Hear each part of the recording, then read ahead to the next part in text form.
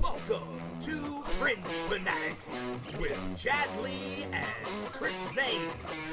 And we are back. It is Fringe Fanatics. I am Chris Zane. And I am Chad Lee. Thanks for tuning in. Yes, thank you guys. We appreciate it greatly each and every week. Each and every one of you that tunes in means the most to us. And if you are watching or listening to us on anything right now, please like and subscribe to it and rate us 5 stars as always, because you know we're giving you the best content around. Goddamn right. And if you haven't yet, please go like, share, subscribe, and follow us on all things social media at Fringe_Fanatics. Chris. Yes. How the hell are you? Chad, I'm doing pretty damn good. If you can see in some of the shots, we have some new things in here. We did. We've upgraded a little bit. We now are, I think, back into the technological realm of the present day, which we were living in the Stone Ages, apparently. We came to find out there in the last few weeks. So we leapt forward. Yes, we did. We got a new computer, and we are running smoothly. We got the Stream Deck going. We got everything going, man. It's Sounds legit, are man. happening while we're sitting here. I'm not gonna have to edit as much, so that's exciting. Yeah. And that's basically what I spent my weekend doing. Was Yeah, you came over here and worked on it for a good while, and we watched some UFC on Saturday night. that was an amazing fight night too. We'll get into it a little bit later. Definitely. But man, that was entertaining as hell. It was very entertaining. There was some good fights. I watched a few in here alone while I was setting stuff up. There were some crazy knockouts and stuff I want to talk about too when we get into the UFC. Some very brutal knockouts.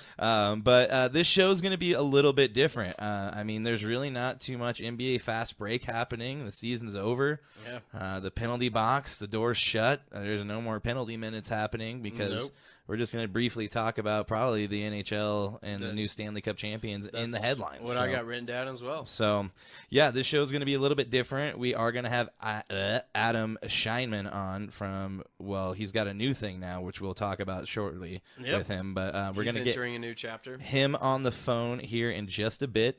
But on that note, let's get this show rolling. We got some interviews happening. Do it, man. Let's get this leadoff shot out of the way. A couple people coming on, and so cheers to the next level and the next chapter in Fringe Fanatics. Indeed. Man. We're moving on up. Let's mark it down. Episode 39. Yes, episode 39. It's Tuesday someday. I don't even know what day it is. June something. It's the 20th because yesterday was Juneteenth. That's true. Yeah. Thank God for holidays. Otherwise, I wouldn't know what day it was.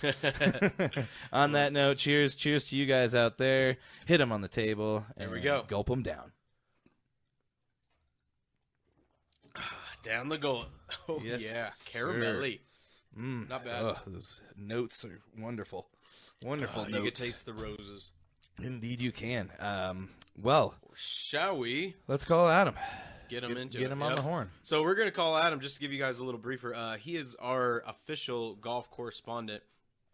He just got a new job writing for Pro Golf Now. Let me just get that right. I want to make sure I don't want to mess that up, but he's going to mention it as well.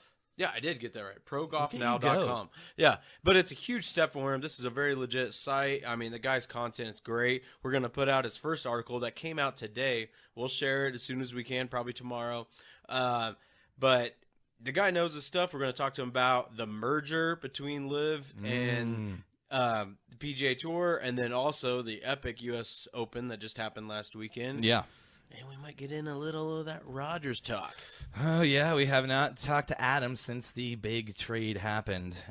That's why I got to bring it up. Yeah, so we're going to get into it. So let's do it. I was almost said her name and ruined it all over again. She speaks to me and me only, Chris. Alexa, call Shinetime. I like how calling Shinetime. That's what we have it under. Yeah, it works. So glad he could still use that name. I would have been pissed. I'd be like, that's my name. It's my name, dog. I hope he picks up. He's probably going to ignore us. We're running behind a little bit. I just texted him a second. What's good? What is up, Adam? What's up, man? What's up? Happy Tuesday, gents. How we doing? Good. How are you doing, sir? Oh, I am on cloud 9. Yeah, I bet. Great. I bet so, man. I'm excited for you. You got a new new gig going. You got an article out. It's official. Yeah, man. All I gotta say is to the window, To the wall, to the sweat drop down these balls. All your these sweat. females crawl. You're always sweating. Yeah. Adam, it's good to talk to you again, man. It's been probably at least a month or so since we've had you on. Man, we were just talking about, we haven't talked about the Rogers thing. We'll get into that a little later. But we got, and you said it earlier, we got a lot of news to hit, man. Yeah, we do. For me, I had just quite the week of not just golf, but Colorado golf. That's right. We'll get to, Zane, I told Chad this, but I put $5 on Wyndham to win the whole thing, which was a very nice pad at plus 6,500. Yeah, that's pretty awesome. I was so in disbelief when you sent me that, man, because I'm like, how did you know? I didn't even, I'm not near as in depth or in the game as you, but I've never really heard of Wyndham Clark. I feel it's a familiar name, but what made you want to pick him? Obviously, being the Denver kid. Yeah, I've been writing about golf for a while. I'm trying to play every course I can in Colorado, so I'm definitely immersed in the best Colorado golfers. Like, we all know about Hale Irwin, but outside of him, it's like, well, I don't know who the next best golfer from Colorado is. And, it could be Wyndham Clark. It's crazy to say that, but there's not a lot of golfers that come out of the state because, we actually have a winter. And also, quite frankly, I think that the altitude is not, it's not easy to calibrate your yardage for altitude. That's happening in baseball a bunch. So, trying to follow Colorado golfers, I found out this guy, Wyndham Clark. I had heard about him because a buddy of mine who grew up here as a 3 handicap told me that Wyndham Clark beat him, again, a 3 handicap, by 18 strokes in Holy high cow. school match. So, that's pretty wild. Yeah, no, it was Denver all the way. Earlier this week, the Nuggets won, so I had to Let's go Nuggets. High. That's right. Right there. But also, since you guys are representing Denver, in addition to Wyndham Clark making this quite a Denver golf week, I got invited to play Cherry Creek Country Club on Saturday. Oh, fancy. Nice. Who was teeing off 2 groups ahead of us? None other than Bruce Brown.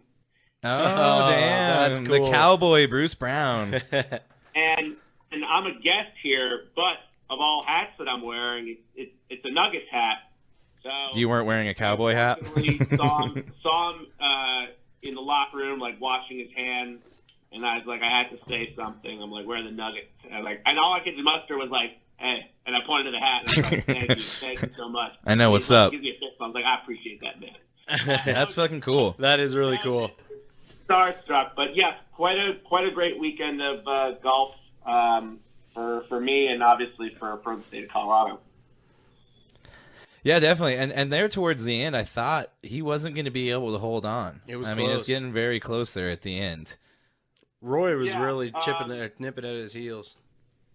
Yeah, I mean those bogeys on 14 and 15, cut the lead from 3 to 1. It was one of those situations where I felt that Rory was just, for whatever reason, couldn't get that next level, and he was just consistent with pars. So I thought that the only way that Wyndham Clark could lose is if he just faltered, and he was the only one the entire day to bogey number 14, that short par 3. Was that So it the? was pretty ominous. Oh shit! Sorry, I didn't mean to interrupt you. Was 14 the one that he hit it into the rough and it just disappeared in there, and then was that when he was talking to the official about his footing?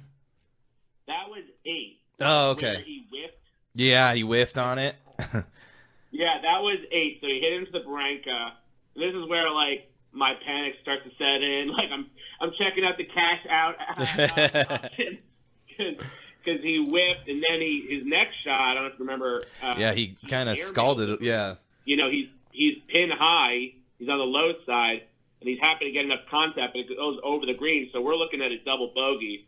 But his short game, specifically his chipping, was fantastic all day. That he was able to chip it in for a tap and bogue. So that was a huge save to only give up 1 stroke and not 2. Wanted to ask you what's your take on Fowler having such a good start and then just kind of falling apart there? Yeah, I mean, I was really happy for him. In the beginning, I think that the narrative was kind of like he was whatever rock bottom means to you. Like he was rock bottom. He was like in like the 160s or 170s of the world ranking. He had to qualify for the U.S. Open on his own, and he went back to Butch Harmon, who not only helped him with his swing, but helped him with his mental game.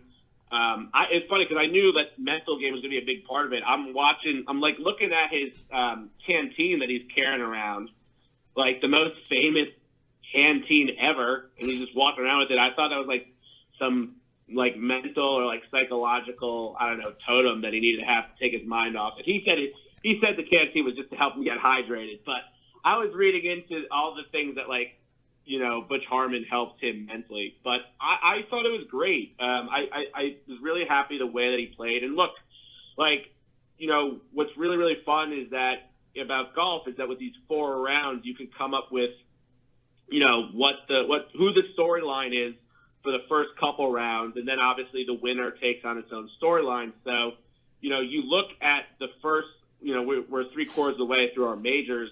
It was interesting that the first 2 majors, the Masters and PGA Championship, the stories were about no-name guys, right? So Sam Bennett, yep. The Masters, the U.S. Amateur, and then Michael Block for PGA Championship. So we got to dissect and just get a fresh start on getting to know these guys. Whereas the story in this major, the U.S. Open, was tried and true Ricky Fowler, who's been around for 12 years. So instead of the narrative being about a no-name person, for the first couple of rounds, we had Ricky Fowler be like, oh, wow, we're all these casual fans familiarizing with himself. We forgot how close he's been in the past. He's a very lovable, popular person. So it was nice to see this PGA Tour veteran, be the star of the stage rather than just, either a rookie or someone that we haven't, been growing up with. So it was cool to see Ricky on the stage once again. Yeah, it was a good comeback from what I was seeing about it. But the question I got for you, man, is Roy's putting. What do you think about him missing that 4-foot putt on, I believe it was 8? Yeah, I mean, he was. It's funny because I thought both he and Scotty Scheffler, especially Scotty Scheffler, were let down by the putter. But yeah, Rory just couldn't convert anything from past 7 feet, which was very, very bizarre. The average, the average for a pro golfer to make an 8-footer is 50%. They make every other 8-footer, and he was just struggling. His lag putting was great, but he was just playing this weird, consistent green and regulation 2-putt for par, move on. And I don't know if he was misreading any of, he was probably misreading some of these putts, but I don't know if his face control was all the way there. It was pretty surreal that Rory only finished with 1 birdie. That is pretty crazy. Yeah. Yeah. I believe all the top 4 or 3 leaders going into Sunday all shot par on Sunday as well, didn't they? Correct. Yeah, I don't feel like anybody kind of pulled ahead or played out of their mind on Sunday. Kind of they just seemed to try to stay as even as possible. Because, it really didn't seem like they were taking any big risks when it came to the putting or short game. Yeah, as far as the leaders are concerned, the top 4, right? Ricky, Wyndham, Scotty, and Rory, they were all playing par. Ricky didn't play as well. Obviously, earlier in the round or early in the day, you had awesome. Tommy Fleetwood came out of nowhere. Yeah, almost had that 62. Yeah, he shot 7 under.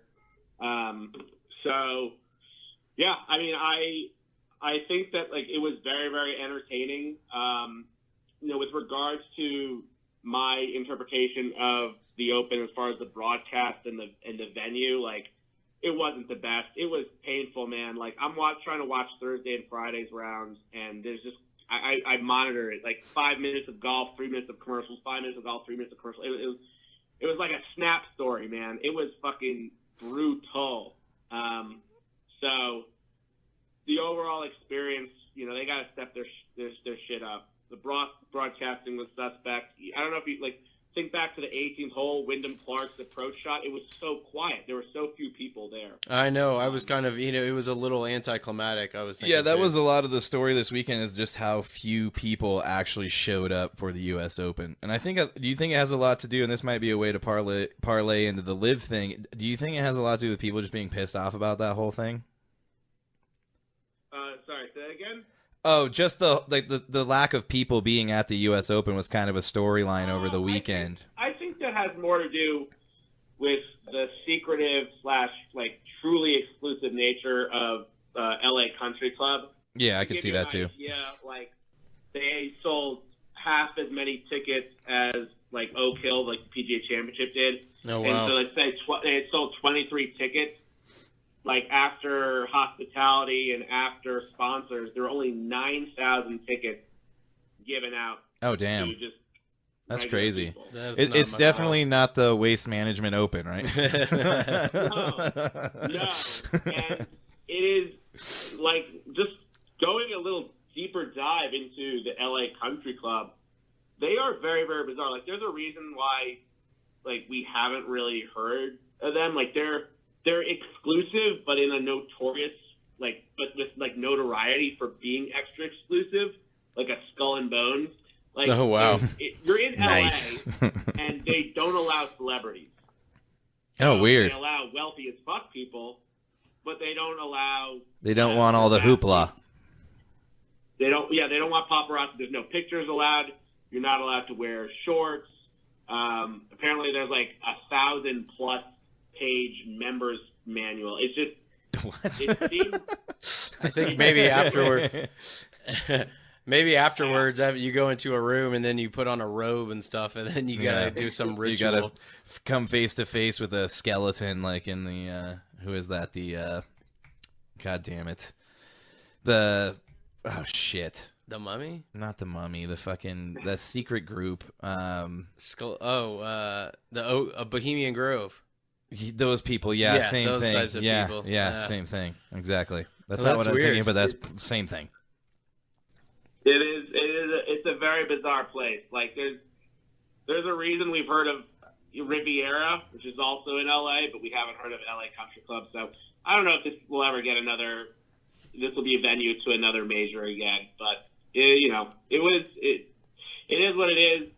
They did have some interesting holes. I love the long, 295-yard par 3 complemented with the 81-yard par 3.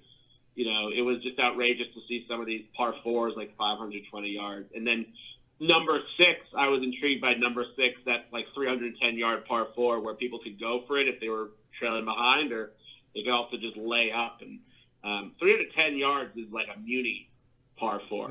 Yeah, especially with the way Roy was driving, man. He was just, I don't know, slacking them out there, man. 370 yards sometimes.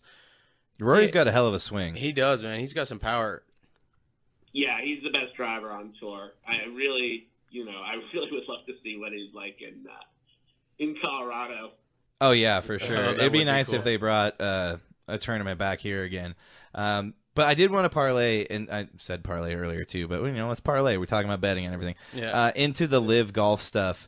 And speaking of Rory, all of this came down kind of out of nowhere, and I think there's a little bit of, I guess, a conspiracy theory that maybe Liv had a bunch of golfers ready to jump ship and use that as leverage, along with the fact that there was no way the PGA was ever going to be able to outlast the PIF in court. So what's your take on that? Do you think that there was something along those lines going on, or what do you think happened? You think that there were rumors that Liv golfers are going to jump ship? No. PGA golfers, that Liv had offers out to a bunch of prominent PGA golfers, and that supposedly they may have been ready to leave And that is what forced the PGA's hand, along with, obviously, like I said, not being able to outlast the PIF in court. Yeah, I haven't heard of that. I haven't heard of that rumor. I mean, anytime you can get $80,000 or $80 million to snap a finger, you could definitely contemplate jumping ship. Rory's sacrificial lamb comment kind of feeds into that. Maybe he was teetering on joining. I mean, all these guys really care about is playing in the majors. Yeah. But no, I mean, I think that, I think Liv had the inferior product. PGA, like you were alluding to, had lost some of its big names, lost, its most recent major champion, Brooks Koepka, to Liv. So the secrecy of it is a whole different story, and that is insane to me. But I understand why they came together. I mean, just money talks. It's all about money. Mm-hmm. When you got an investment fund that has $620 billion, like they could pay Jay Monahan anything to sell out. Yeah, So, definitely. I look. The product was struggling. The TV rights with CW wasn't doing anything. Yeah, they were hand-tied there. It was a terrible, terrible product. And if the Saudis want to take over golf and take over the sporting world, like, why just not buy an established why just not invest in an established tour? Yeah, and we brought that up, I think it was last week, where I was like, they literally just bought golf. Like, they just effectively bought, like, a sport. And it's, like, the ultimate form of sports washing, Like, it's so crazy to see what they've done. And now the PGA is just falling in line. And here, Jay Monahan, who threw all these golfers under the bus and admonished them for what they did. I think we lost him. You still there, Adam? Yeah, we just lost him. Oh, we lost him. Yo. Oh, whoa. I don't know. It just cut out. Let me try to call you back real quick. Okay. You got him worried. Hey, Alexa. Call Shinetime. Calling Shinetime. The beauty of technology. I don't know how that happened.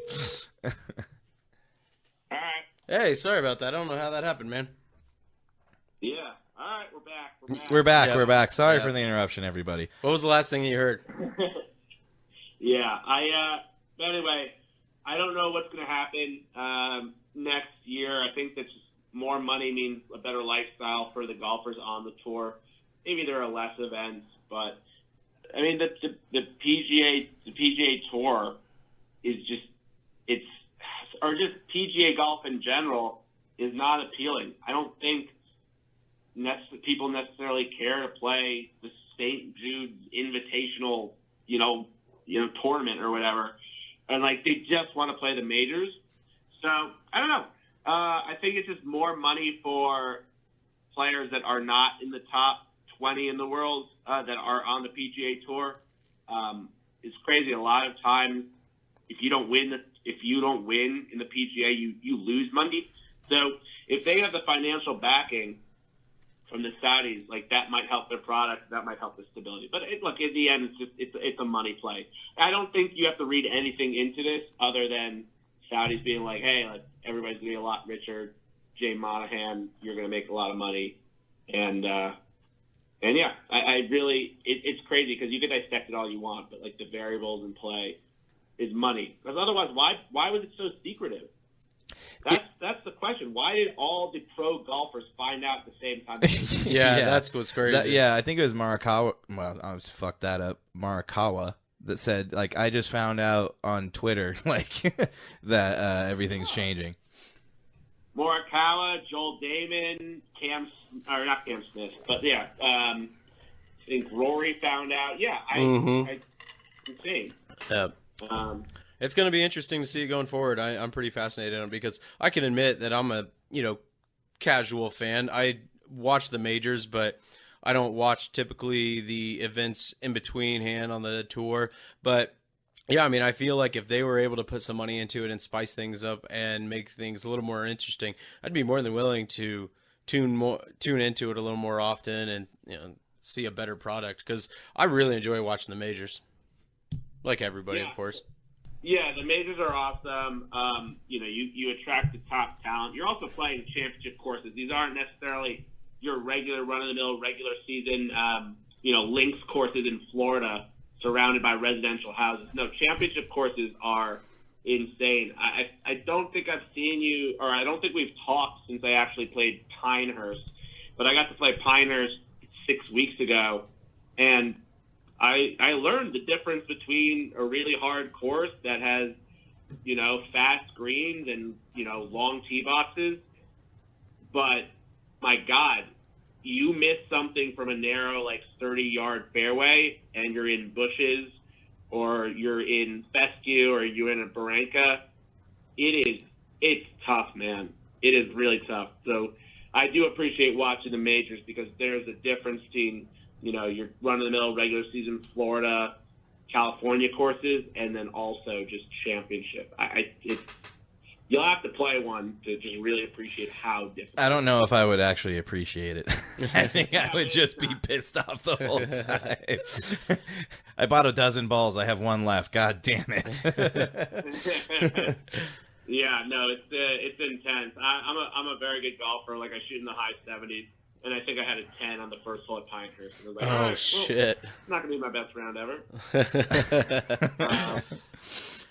Well, one other thing I got to talk about, and we'll circle back to it, is just to the winner of the U.S. Open, man. I want to hear your take on the emotional and great story behind Wyndham Clark and how, he dedicated this to his mom that passed away a couple years ago from breast cancer, and just the story behind it. As I read into it a little bit with him being from Colorado, and just to touch on it again, it's just so nuts that the Nuggets win and then a week later this Denver kid wins the championship. But yeah, apparently after his mom passed away a couple years ago, he was having a really tough a go of it with his game, breaking clubs, losing his temper. Obviously that's going to hurt anybody's mental game, and so for him to come out of it on this, I mean, it's one hell of a story.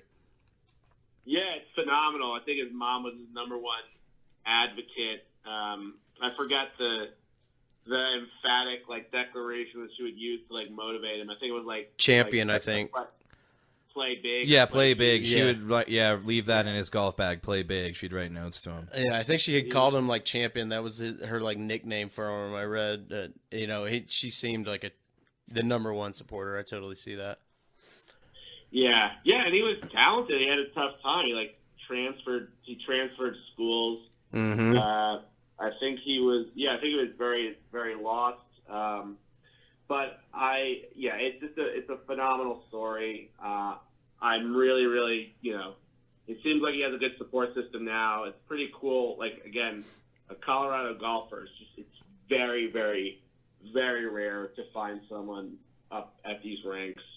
And yeah, I wish, part of us had a parade for him, a little celebration for him. Yeah, we should. Let's have our own. That's right. We'll tag close down him in one street in Denver, and we'll have a little mini parade. It's crazy, man. Avs last year, Nuggets, and now Wyndham Clark. And hey, don't forget about the Colorado Mammoth. Damn it! Yeah. I think they were 2021. As soon as Clark left my list, I was like, oh, what about the Mammoth and DU hockey? That's true. DU They're hockey perennial champions. They are dominant.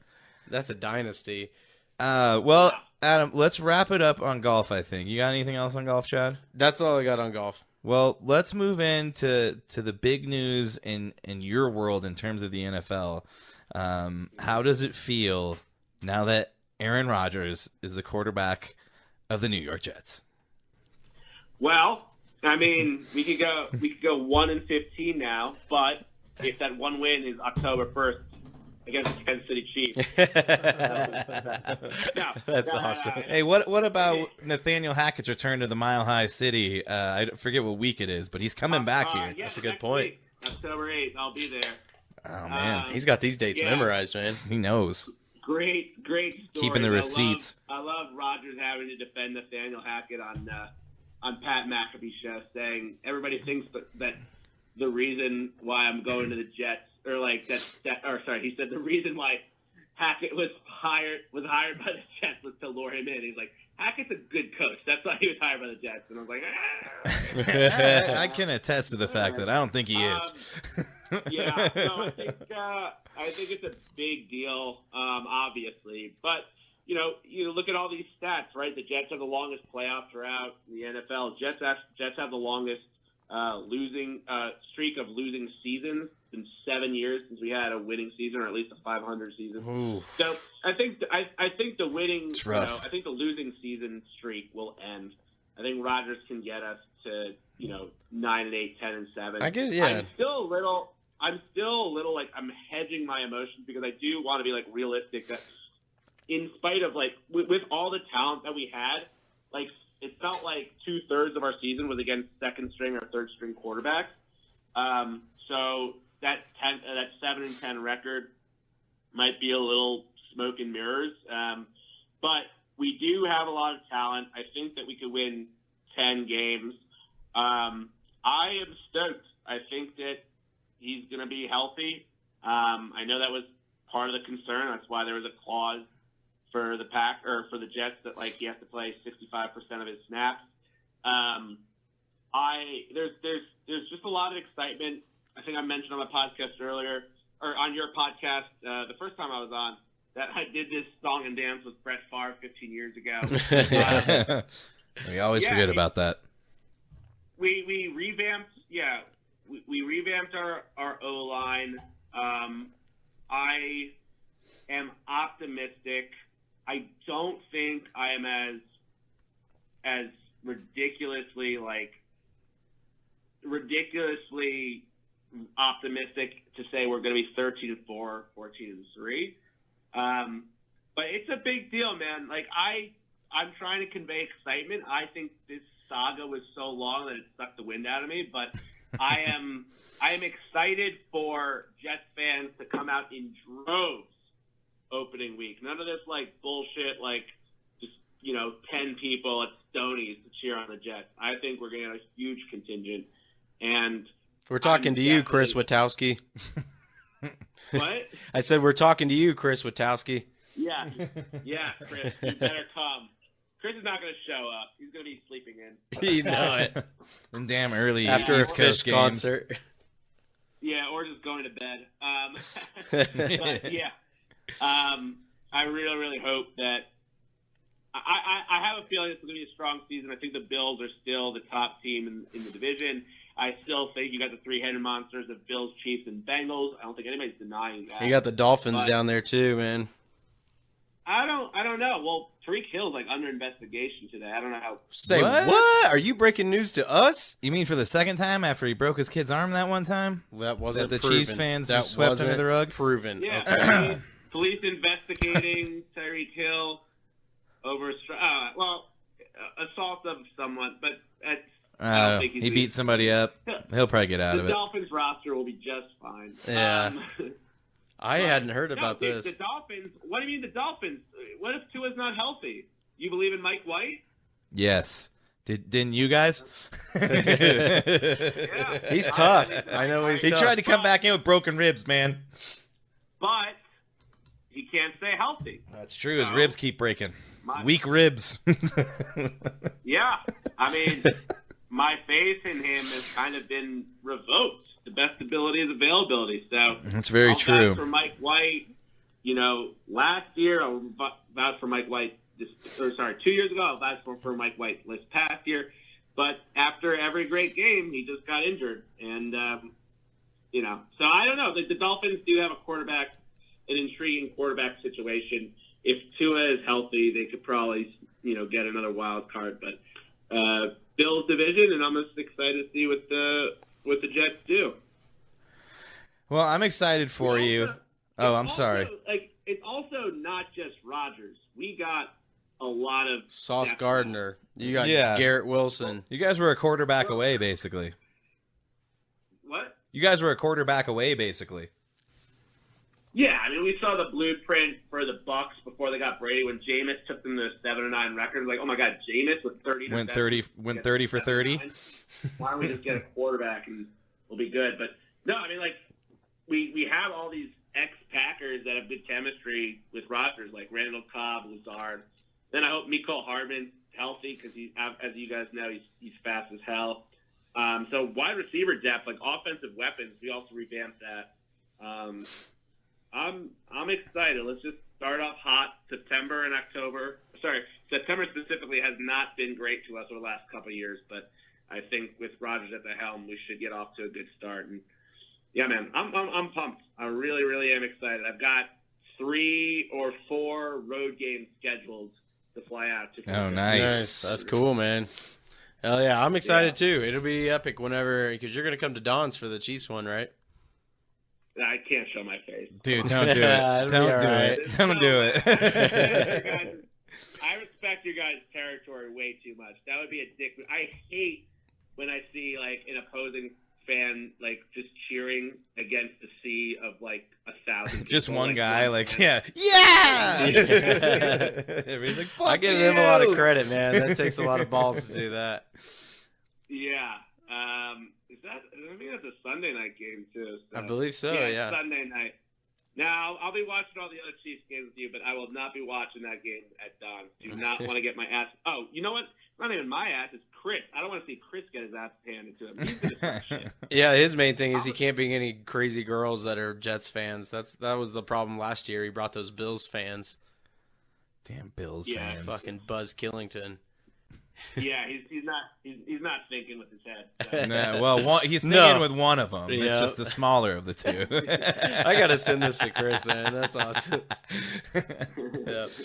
Well, hey, man, this has been great. I appreciate your expertise, and we mentioned it before we called you up, but go ahead and do your plug for your new gig you're working on. Yeah, I'm a contributor for this website, Pro Golf Now. It's owned by this huge blog platform or huge blog website called Fansided. So it's the golf page for Fansided.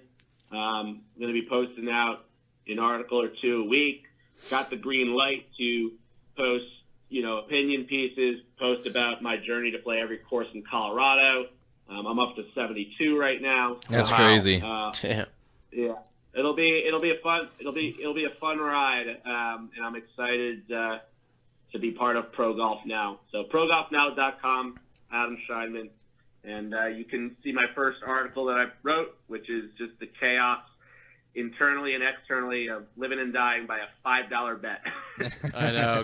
We got to give you praise for that again, man. That was bold. Yeah, hell of a What that return to you? It was 6,500. Would you make 290 or something? 330. Yeah. Nice. Damn, someone's gonna go for a steak dinner. Look, it's not gonna break the bank. It's not gonna pay for rent. But I could not believe that a $5 bill could return $330. That's the beauty of betting, man. Yep, no doubt. Yeah, long shots and crazy parlays. God bless DraftKings. Yeah. Speaking of which, DraftKings, if you'd like to become a sponsor of the show, we are ready and waiting for you to call us. The invite's there. Well, hell yeah, Adam. We'll have to do this again soon. When's the next major? Yeah, it's the good last question. week of July. Okay. It'll be so it might be July. Is that the British? July 25th. Okay. I believe. Oh no, it might be August 1st. We'll figure We'll out. Yeah, we'll get you on either before or after. Maybe before. I'll be on July 25th. I'll make that happen. Okay, Yeah, cool. that Let's sounds do it, good. man. We'll pencil that in, man. It's always a pleasure, Adam. Definitely, man. We appreciate pleasure, you. Chris. Pleasure, Chad. Thanks for having me. Always, dude. You have a good rest of the night, and we will talk to you soon, man. Sounds good. Have a good one. See you. Later, man. All right. Did you just say see? I said see? I kind of mixed those words together. See? It's like, see ya! See? All right, we're going to take a quick break, and we'll be right back, guys, with some headlines for you. And we are back from that quick break. You just heard Adam Scheinman from Pro Golf Now, correct? correct? Yep. Okay, see, I nailed it. Lots of great stuff from Adam. If you haven't yet, please go find him on Instagram and make sure to follow Pro Golf Now, his new employer.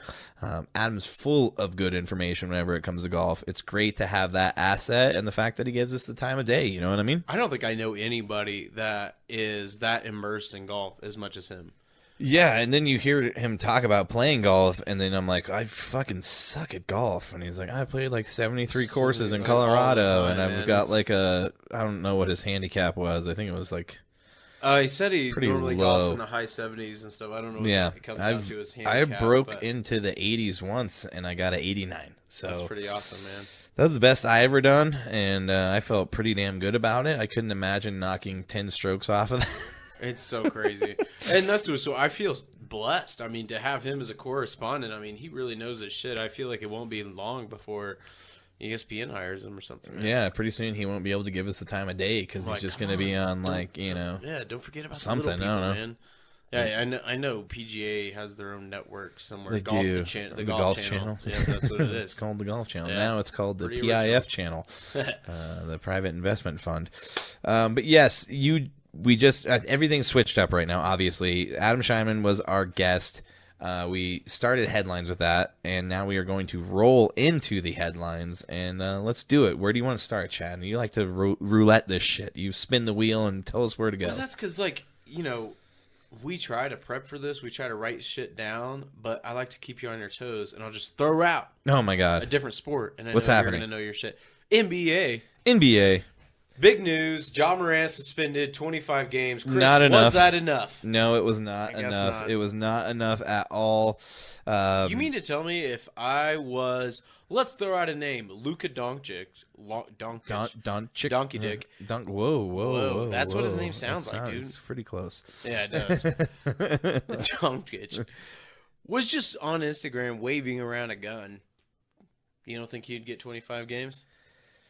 I don't know. I mean, apparently they're setting the standard where you can just do some crazy shit like that multiple times and you only miss a quarter of the season, a little bit over a quarter and of the season. And that comes after fighting and beating up a 16-year-old. That comes after your posse, quote unquote, waves a laser at a person. I forgot about that. Yeah, in Indiana. And then I guess, I don't know, again, I haven't vetted this, but I did see there was video of him showing a lighter gun, like a gun that's a lighter.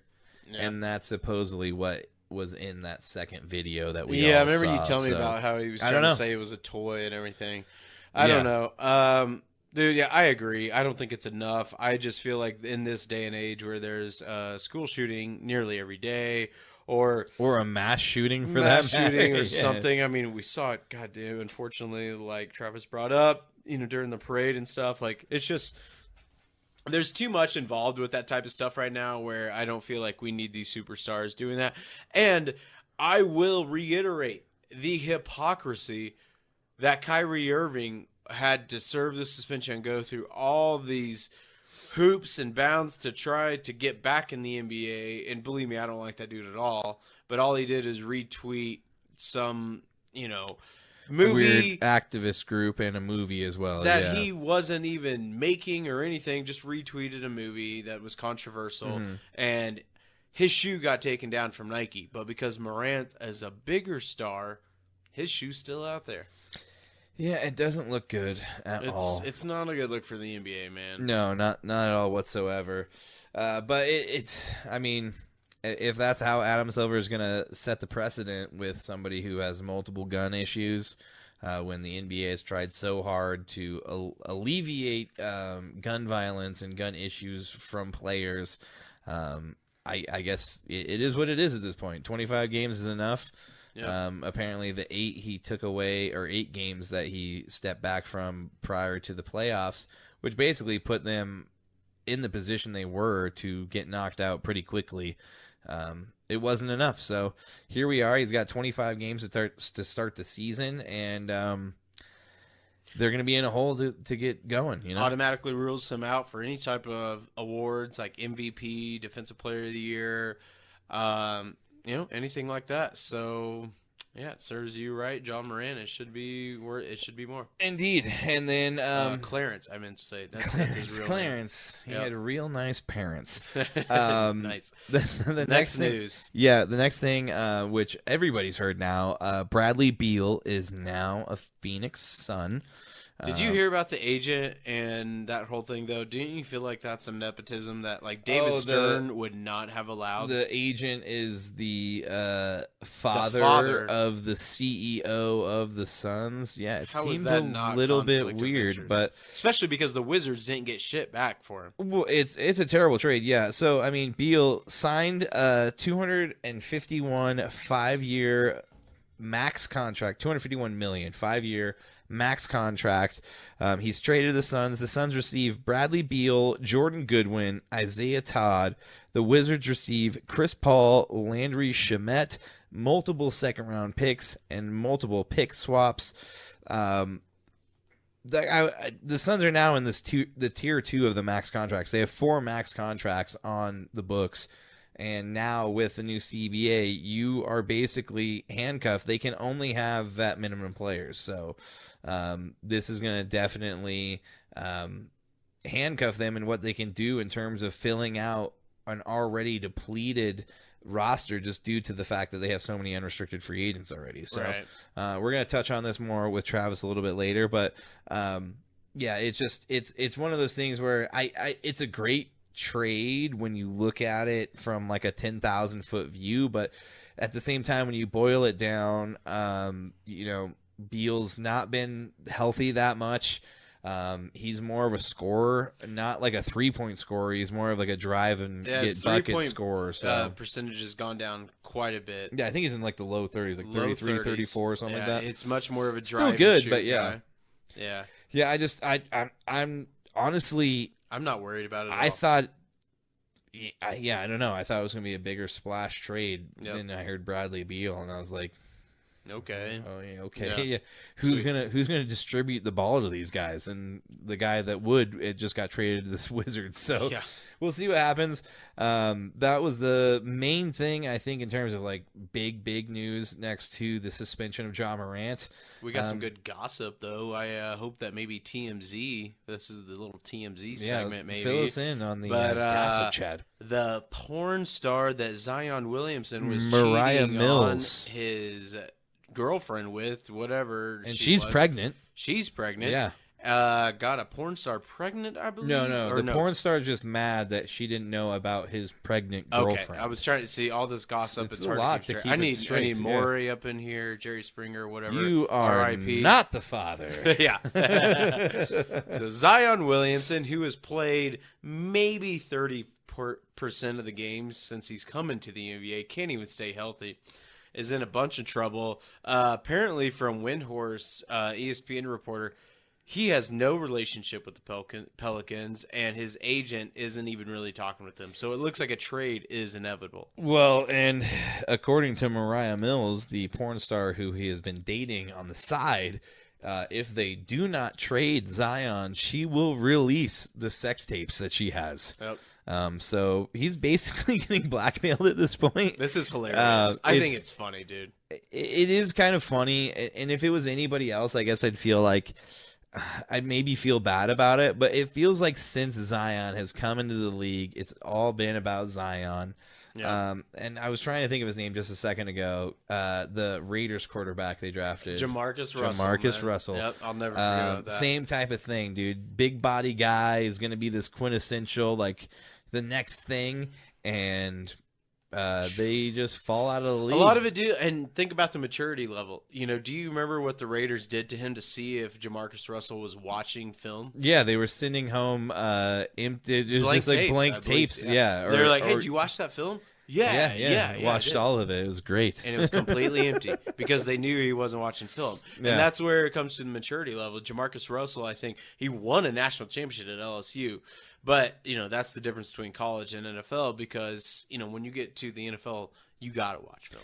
Well, yeah, it's just that whole next level of dedication. Like, this is my fucking job, which now, obviously, with the college and the NIL and everything happening, you're getting a little bit more of these guys getting that job taste earlier on, even though they technically were back then. I mean, we know about the early 90s Miami teams that were making shitloads of money under the table. But, yeah, now everything's out in the open, and these guys are getting a little bit more taste of it, like being a job prior to the fact. But, you know, Jamarcus Russell, prime example, thought everything was just going to come like gravy train style, and it didn't. And he was out of the league, I think, in 2 or 3 years. And this could be a typical, or not typical, it could be the same trajectory for Zion at this point, because he's already had trouble staying healthy. He's already had trouble staying in shape. I think before this year started, I think he was out of shape. They're saying he was like 40, 50 pounds overweight. Oh, yeah. Dealing with stuff like that, coming in from the offseason, not being prepared. And now he's just consistently hurt, and a hamstring is what held him out. And, basically he's at the point now where he's going to get traded due to a porn star.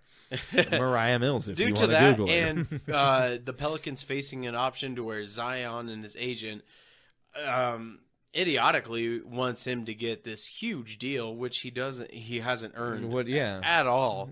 And so they're thinking, like, let's just be rid of it, accept our mistake of drafting this kid. But, you know, it touches on the thing of that we've seen before with these one and dones. Yeah. You know, it rarely works out. No, And we've talked about it before and this is a subject where I think we'll get into maybe a little ELE next week, but the international versus USA, and we look at Victor Wembanyama coming in. That being the new protocol for the All-Star game that nobody gives a shit about. Yeah, and maybe being the protocol for looking at these international players rather than these guys with like Brandon Miller. I mean, you look at him; he's projected to be the number 2 pick.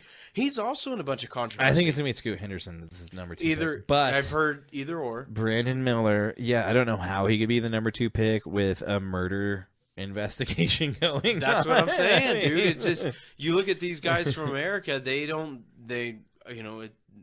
it's just totally different mindset than these international players. I mean, you look at guys like Doncic, you look at guys like Jokic, especially Doncic. Doncic was playing with 16. Real Madrid, I think, at 17, playing with fucking like grown-ass men in their 20s and 30s. And by the time he was getting ready to get put into the draft, he was basically like, you know, already NBA outdoing. ready. Yeah, I mean, he was outdoing everybody in the league that he was playing in. And that's kind of similar to Victor Wembanyama, but Victor Wembanyama, obviously, I think is huge outliers. I can't remember his name. The guy drafted by Oklahoma City last year, who didn't Chet Holmgren. Chet. Yep. I'm worried about Wembanyama with the way him and Chet Holmgren both look. They both are like, it does not look natural. Yeah. The fact that their legs are this big around. Yeah, you gotta have some muscle. And they're fucking 7 foot whatever. Nope. So we'll see what happens, but I don't know. The next news for the NBA: Michael Jordan sells his majority stake in the Charlotte Bobcats. Yeah, he turned that into. Did I say Bobcats? It is the Hornets now. It's the Hornets. Oh my god! It was changed. Originally the Bobcats. Chad just traveled back in time a little bit. He sells the majority stake that he bought. I can't remember how much it was, man. Like that he bought him for $240 million. $275 million. I was is what close. He bought him for him. And he sold it for $3 billion. $3 billion. Yep. That's crazy. Jordan knows how to print that money. He bets it away quicker than he can print it, probably. And he did. He made a good gamble here. Even though his team sucked, they can never really get out from the bottom tier of the NBA. You know, it's just like what we've talked about with these sports franchises. Even if you're a shitty team, people go to see it. They love go seeing professional sports, and so he turned that $275 million into $3 billion. So it's nuts, man. And I heard that he's still going to have a minority stake in it. He's not completely out, and he's still going to have an influence. And he is planning. They have the number 2 pick could be, like we talked about, Scoot Henderson or Brandon Miller, and he's going to be the big factor on deciding that, I guess. Yeah, we'll see what happens. Yep. The only thing I have for the NBA, and that's going to wrap it up, is the fact that Draymond Green is declining his $27.5 million player option for the 23-24 season and will enter unrestricted free agency. Obviously now, it sounds like that's a crazy story, but Golden State does still have the opportunity to give him an offer. I think the big thing here is I think Golden State is going to get away from the small ball thing. Yeah. I think they're realizing, especially with guys like Jokic in the West, you can't put Draymond on Jokic. It doesn't work. He's not big enough. You can't put Looney on Jokic. No, and the big thing too is there was multiple times where they would have 2 non-shooters on the court. That doesn't work against an offense like the Nuggets. Yeah, you can't take away. I mean, they couldn't even take out basically the Lakers, over 2/3 of your team and expect to outscore the best offensive player we've probably seen. But it is what it is. I mean, it was going to happen eventually. Draymond was the most likely piece to go, especially with the Splash Brothers, with Poole, with obviously Curry, and then, God damn it, Klay Thompson. Thompson, yep. Those 3 guys are going to be your core. It's going to be what they can bring in, I think, to combat Jokic. And that's the crazy thing, is that now we are talking about what these teams are doing to beat us for once. So it's definitely cool to see. It's a good topic. So let's move into the MLB. Chad's the MLB guy right now. I want to talk about the Cincinnati Reds, man. You know all about this because I don't know if you've seen.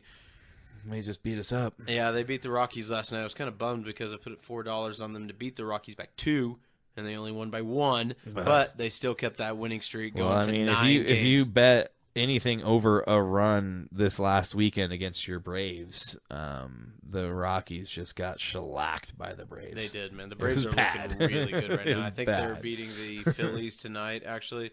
But yeah, it's just nuts. I mean, the Cincinnati Reds. We really wanted to get on top of it when this story broke, but Ellie De La Cruz, he gets into that lineup and they just go on this winning streak. Yeah. It really seems like the guy's coinciding. A winner. Yeah. You know, and to me, that's just their team rallying around this new thing, the young star. It's going to invigorate a team. So, yeah, they won last night. They beat the shitty Rockies. Then leave the Rockies alone. Hey, I can only do that because my Royals suck too, man. Yeah. But Ohtani, though, man, still raking. Just fucking balling out. Mowing them down pitching. How many home runs do you think he's got right now, Chris? Was it 24? It's 24 home 24. runs. He had 2. League leading. He hit 2 in a game the other night. Batting unbelievably a 300 batting average. I had to double check when I checked. I was like, no way. I think he has basically the majority of all the hitting. He's leading in hitting and all things. Yeah, that graphic. And he's leading in all things pitching as well. It was nuts. His pitching it's fucking wild. He was in a rough patch earlier this year with his pitching, but he's starting to come around the last few starts. His ERA right now is a 3.26, which is pretty damn good. Yeah. It's not bad. But to me right now, he's the MVP favorite. I don't know how he couldn't be. If it wasn't for Judge last year, I don't know what other player can be more valuable than the guy who's your number 1 pitcher and your number 1 hitter. So. That's what I was gonna say. Is like if it wasn't for Aaron Judge's historic season last year, he would have got it back to back. But I think he's gonna get the every other year kind of thing, maybe. Yeah. Well. Yep.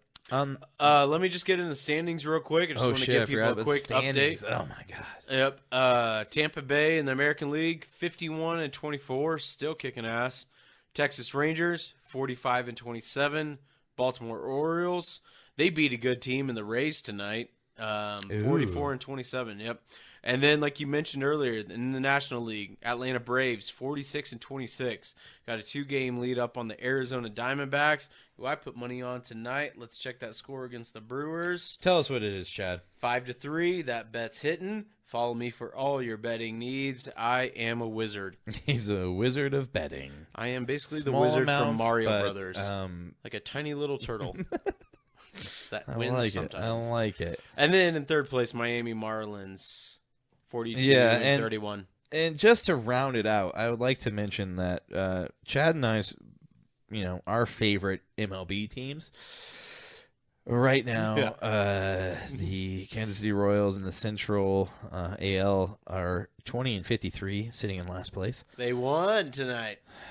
They're still in last place. Yep. And then the Rockies in the NL West are 29-47. They are on pace for a 100-loss season, which would be the first time that has happened in Rockies history. No I'm way. hoping it does. Damn. You might as well. What the fuck are we doing anyways? We're terrible. It's kind of a good comical point now in the podcast just to make fun of these teams. We might as well. What else are we going to do? All right.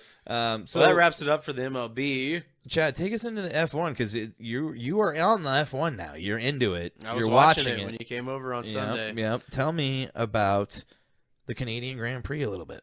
I just got a quick little headline. Verstappen, surprise, surprise, wins again, tying the late, I'm not sure how to say this name. I meant to look it up. Ayrton Senna?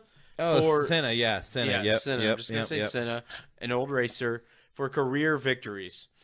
Also, the 100th win for Red Bull and 5th all-time in Formula 1 victories is Verstappen.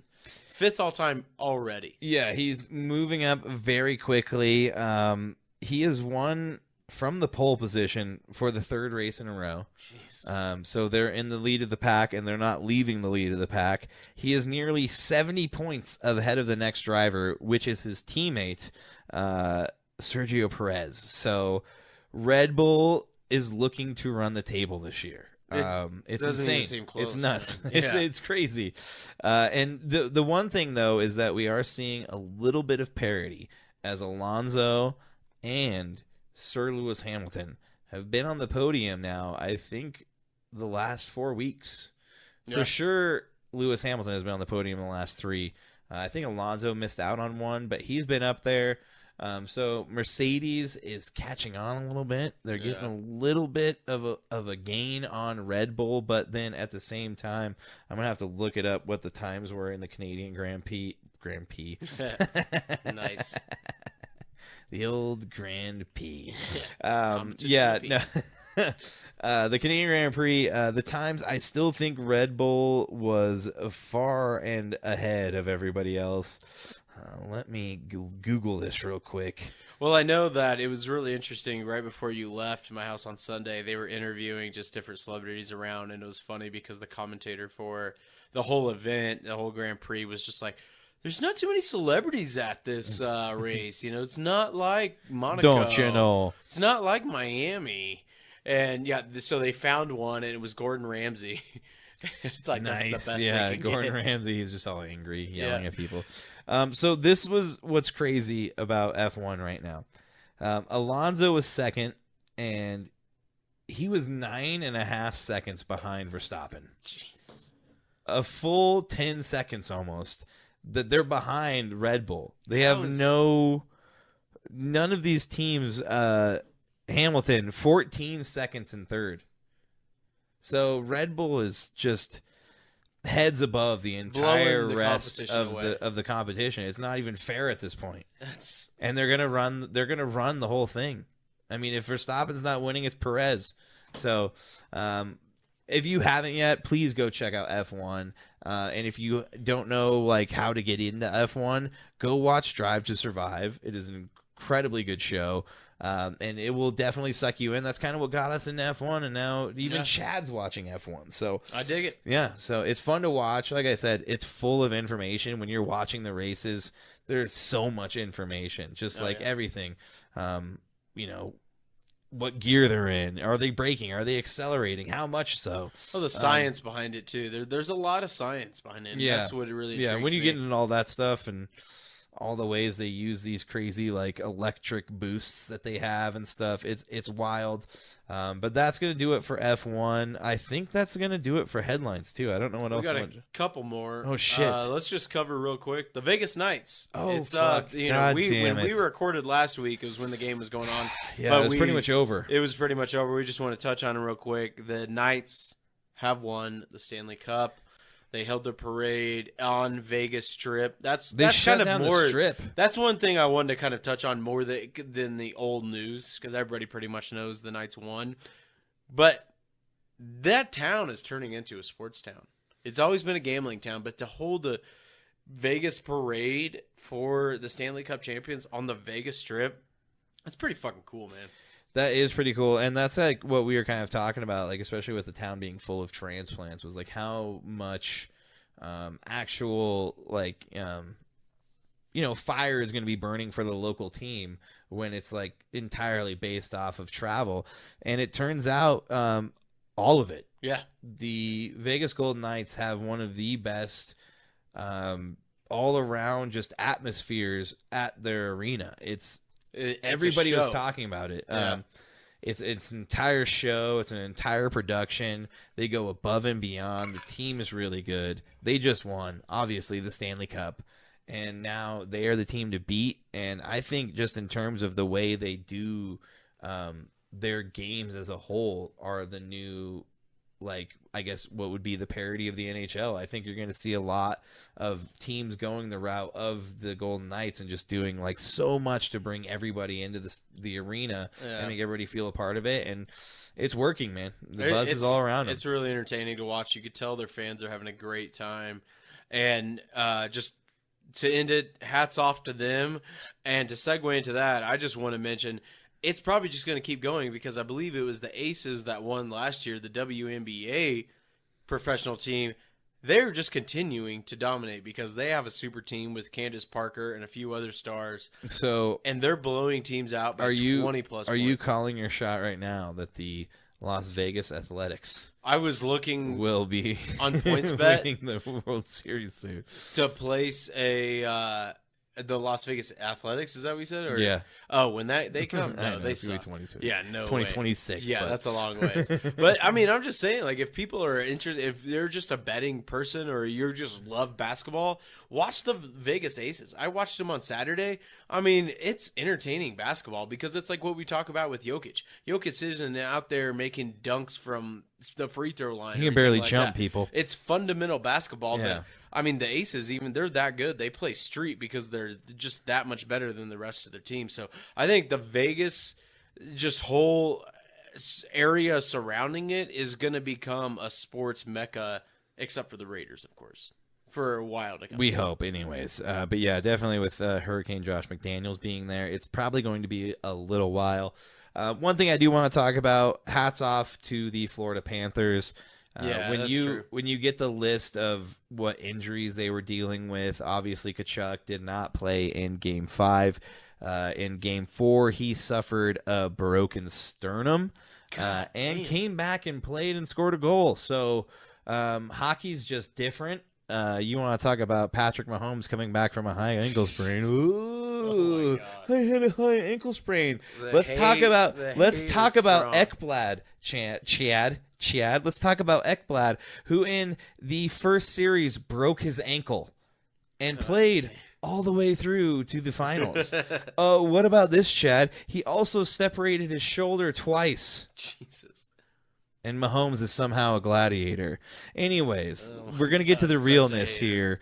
No football player is as tough as an NHL player, I hate to say. I've heard more hockey players play on broken ankles than I've heard. I mean, even when the Avs went to the Stanley Cup, there was a guy with a broken ankle. Yeah. It happens all the time, broken feet. Hockey players are different. They're gladiators. And speaking of gladiators, let's move to the UFC. Real quick. Normally, I don't recap a UFC fight night. This was a good one. Chris came over and I was like, all right, man, come on over. I'm going to put it on this fight night because Marvin Vettori was going up against Jared Cannonier. Great matchup. Fucking obliterated. Pummeled. And it was a good fight because Marvin Vettori, even though he was just getting his face beating in the whole time, he has a reputation, I guess you could say, or just a mark that he can hold his hat on, that he's never been knocked down, never been finished in the UFC, and you thought it was going to happen Saturday night. And I want to bring this up, even though it happened on Saturday, for people out there that have ESPN Plus, go watch this fight because it's available on if you have ESPN Plus. It was so entertaining. Cannonier broke the record for the most significant strikes in the middleweight division a minute into the fourth round. He ended up pushing the record to 249. This dude, Vettori, took 249 significant strikes.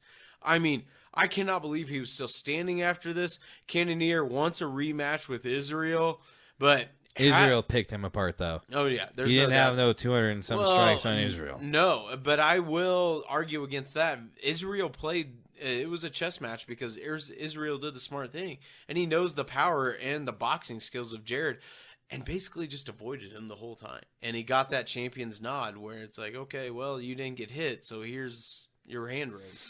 You win. But, yeah, Vettori has an iron chin. I sent got fucking rocked. I sent a post to Chris that was the before and after picture, and it looks like somebody caught him on the street and mugged him and took a. Chris said it looks like he got mugged. I mean, it took his damn money. Bad, but for him to not even get knocked down. That's the thing, dude. He kept going. And there's a third round. Cannonier was just popping him with these jabs, and he's just taking him in the chin. And you see everyone is, And we got to say, he stands there like the first. He's trying to be the first Italian-born UFC champion. I don't think he's ever going to win the belt, unfortunately, but he's definitely hands down the best Italian fighter right now.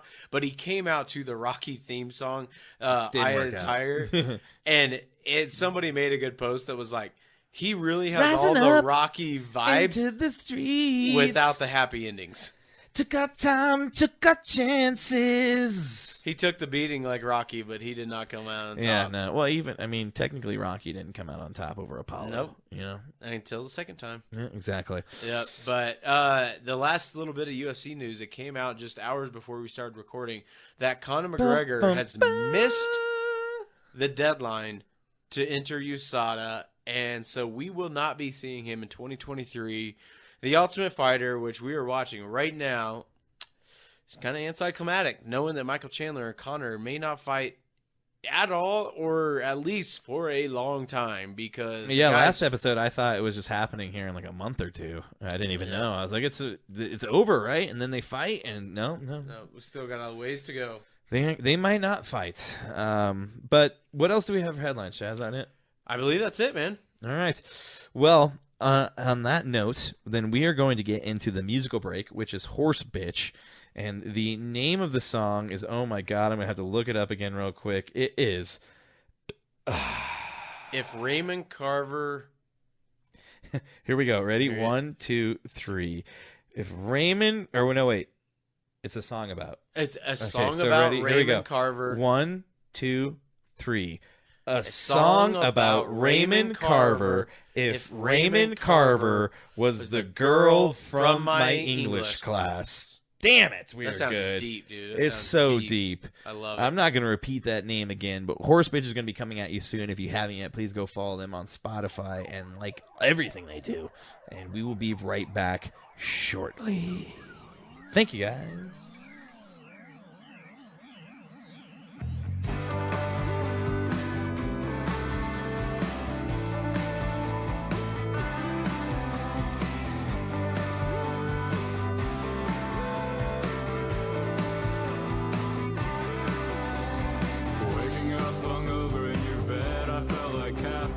Said I didn't have to go. Imagining badass horns on my head, what a disaster.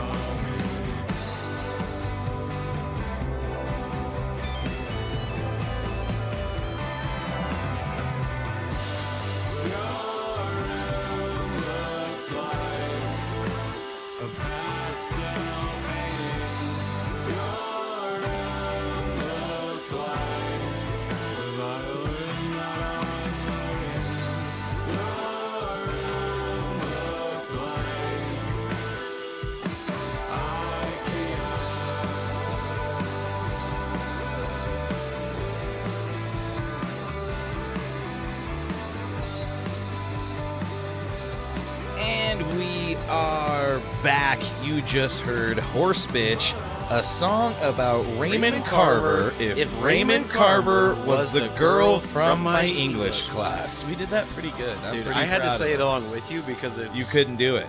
It's pretty tough. Hard. That's I wanted to fucking see if I hard could do it. Song name.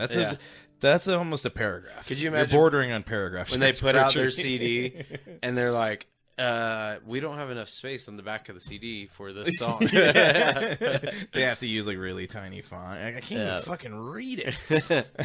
That is Horse Bitch, local band from Denver, and I'll be getting in touch with them to try to find out any upcoming shows, and we'll be sharing that to our page. We have been thrilled to have them as the June. Yeah, they've musical definitely feature. been a fun band to listen to. I had not heard of them prior to this, and I am digging them.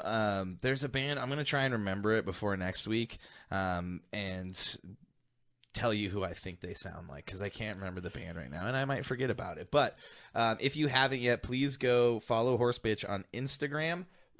And, you can find them on Spotify. Please go like and follow them there as well. And also, Bandcamp. Their website is horsebitch.bandcamp.com. There you can find out where they're playing, buy music, and buy merch, all those types of things. So on that note, we another curveball, guys. We got Travis from Knee Circles Podcast coming on. He was down at Brooklyn's the night of Game 5 when the Nuggets won, so he was out there partying with everybody when everything let out right there. If out of the area people don't know, Brooklyn's is like right next to Ball Arena. Right there, like you can see it from like Ball Arena. Yeah. So he was there for that, and now he also was at the parade, so he got to see the parade happen and so all that cool. stuff. So we're going to get his perspective. We're also going to introduce you guys to Knee Circles Podcast, which we have a couple other times, but it's going to be nice to have Travis on, and we will go from there. Yeah, so tomorrow we will be sharing links to Shinetime's new article from his new website that he writes for. We're going to be sharing a link to Knee Circles Podcast, and then we'll also be sharing the article to the Daily Dose of Excellence story that I've been wanting to do maybe since we started this podcast. Yes, there's going to be a lot of sharing happening tomorrow. Sharing a lot of good content. And caring, people. Chad, will you tell this thing what to do, please? Hey, Alexa, call Travis Plumley. Calling Travis Plumley. Yeah. That's my bad. I didn't add him to the favorites first. We did this on the fly. It is what it is, you know? There you go. Knee Circles Podcast. How can I help you? Do that one more time. I didn't have the thing ready. Say that one more time, Travis. Knee Circles Podcast. How can I help you? What's up, dude? How are you doing, man? Oh, man, I'm doing great. I'm just sipping a little Maker's Mark. Just waiting for you gentlemen to give me a call. Oh, nice. Well, on that note, we are at the halfway point of the show, which is when we usually take the Shot at the turn. So if you can, just go ahead and raise your glass. We'll raise ours, and we'll toast to the Denver Nuggets being NBA champions. First time ever. First time. Hey, and cheers to you, Travis. Cheers. I even have the Denver Nuggets little whiskey glass in my hand. Oh, nice. Nice. Nice. What a playoff run. What a playoff run that was. Yeah, indeed, Oh, man. yeah. Let's toast to those guys right now. So toast to the Nuggets and Knee Circles Podcast. This is the bridge between the two podcasts This is happening now. The first crossover podcast. Yeah. Yep. Cheers, Cheers, buddy. man. And I need another one. Oh, yeah. We all do. We Ugh. did Makers a while back. I was kind of Yeah. surprised. It's How not are bad. you handsome white devils doing today? We're doing good, man. How are you doing? Bringing us a little bit of the Latin persuasion. Yeah. I'm in the process of unpacking, which is never fun. And, I'd be done by now, but those Nuggets, man, they just kept getting in the way. I was like, it is game 4. I can wait to unpack the kitchen to do it. Yeah, and you just moved. You said down in like Wheat Ridge, right?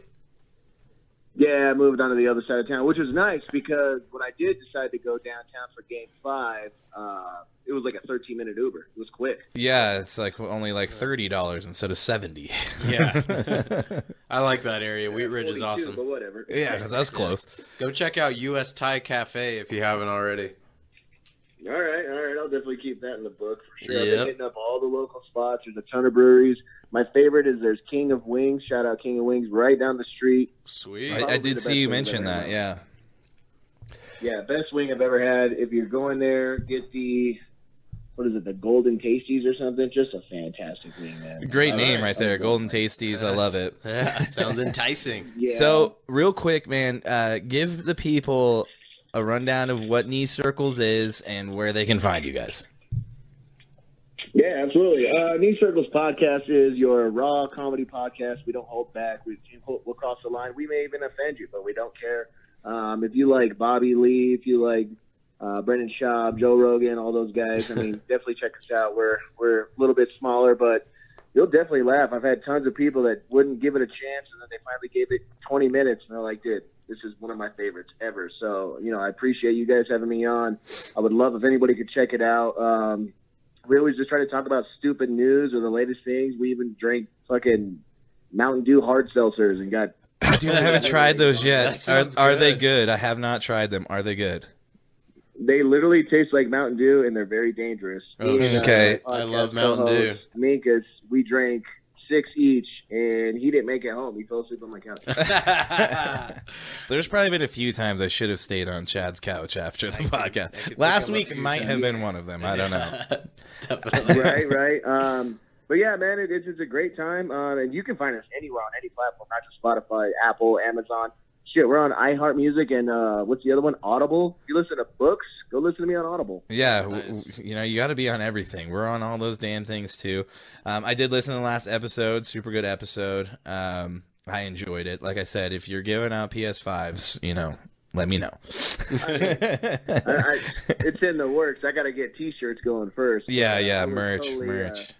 I was totally indulged in a little bit of booze that day. So when we finished recording, Mako was just like, maybe ease up. It's like, yeah, I'll ease up. yeah, we might need to reel in a little bit, guys. Yeah, we've been there before. I did see your guys' video when the Nuggets finally won it all. That was fantastic. Man, that was fun, and let's get into that. I mean, that's one of the reasons why we want to talk to you. I mean, we obviously were hanging out at Chad's, and it was so awesome to finally see it happen. I mean, 2009 was the closest we came, and I just remember how heartbroken I was when that didn't come to fruition, and then here we are 14 years later, and they finally do it.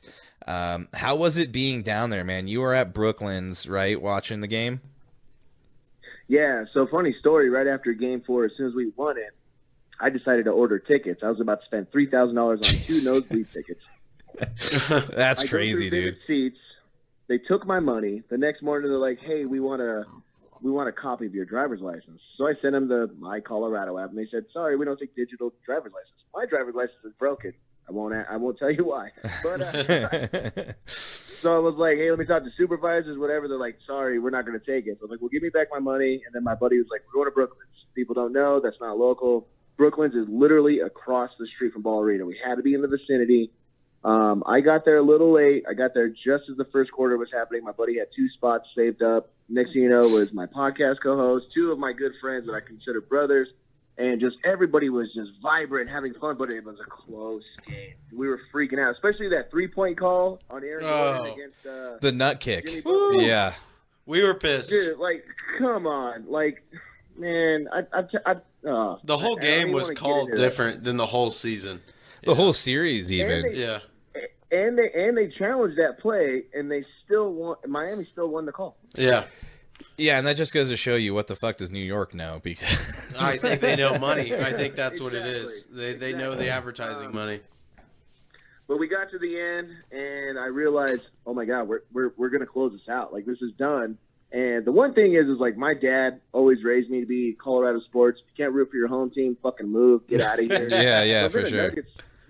I've been a Nuggets fan since like '94, since I was consciously aware of life. And we were all kids. We had a basketball hoop, and you're like, "Oh, Nuggets for the championship," and then you miss it because you suck. And then you're like, "Oh, there's this magical 10 seconds on the clock." Anyway, redo the 10 seconds. I missed again. Damn it. Yeah, there was a timeout. But of course, like, even last year because I just lost my dad a little over a year ago. I reached out when that happened. I'm sorry to hear that shit, man. Yeah, it's all good, man. Your dad was a good dude. I knew your dad before I knew you, even. I mean, I didn't really know you until you started working at Quality Paving, and I remembered seeing you at school, and I was like, who the fuck is that? And then they're like, oh, it's Felix's kid. And I was like, oh, no shit.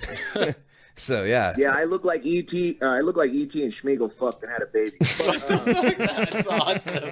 That's a good description, man. I like it. I know exactly what you're talking about. I can picture you now. He missed the he missed the cup, and we were all heartbroken. But I broke down when they won the cup. So I'm at a bar at Brooklyn's, and they win it, and I just dropped my knees, and like 6 people are picking me up, trying to like cheers me, and I'm not gonna lie, man, I fucking cried, dude. I've been waiting for this moment for so long. And as soon as it was all said and done, we didn't even watch like the trophy or anything. We just started hitting the streets of Denver. We're like, we got to go downtown. It's about to be live. SWAT teams everywhere, people high-fiving, cars honking. I think I saw at least 15 titties. I don't know where the other one went. Hell yeah, there's missing one. The other one. Maybe one just dumped out, Yeah. Not a full dump, just she just one. wanted to share one. Yeah. It's like, this is my best and one. The rest of the night was a blur. I'm pretty sure I allegedly bought some booger sugar off some guy through Venmo. Well, that's the ultimate way to pay for drugs. That's the is Venmo. legal way That's to the do only it. way it was meant to be. Then it's Yeah, legal. as long as the IRS doesn't track it and try to tax me on it, whatever. Exactly. So did you get to see Gordon when he came out and partied on the streets? I was a block away when it happened. Ah, damn, that sucks. Yeah, I was actually a block away when Aaron Gordon came out, and I was a block away from the shooting. So luckily, I avoided all the bad stuff. I hate the fact that people have to ruin people's good times. Yeah, that's a shame. There's always man. bad apples. Well, and they came out and said it had nothing to do with what was going on with the Nuggets, but still, yeah, it sucks to have that shit happen. Yeah. I mean, Yeah.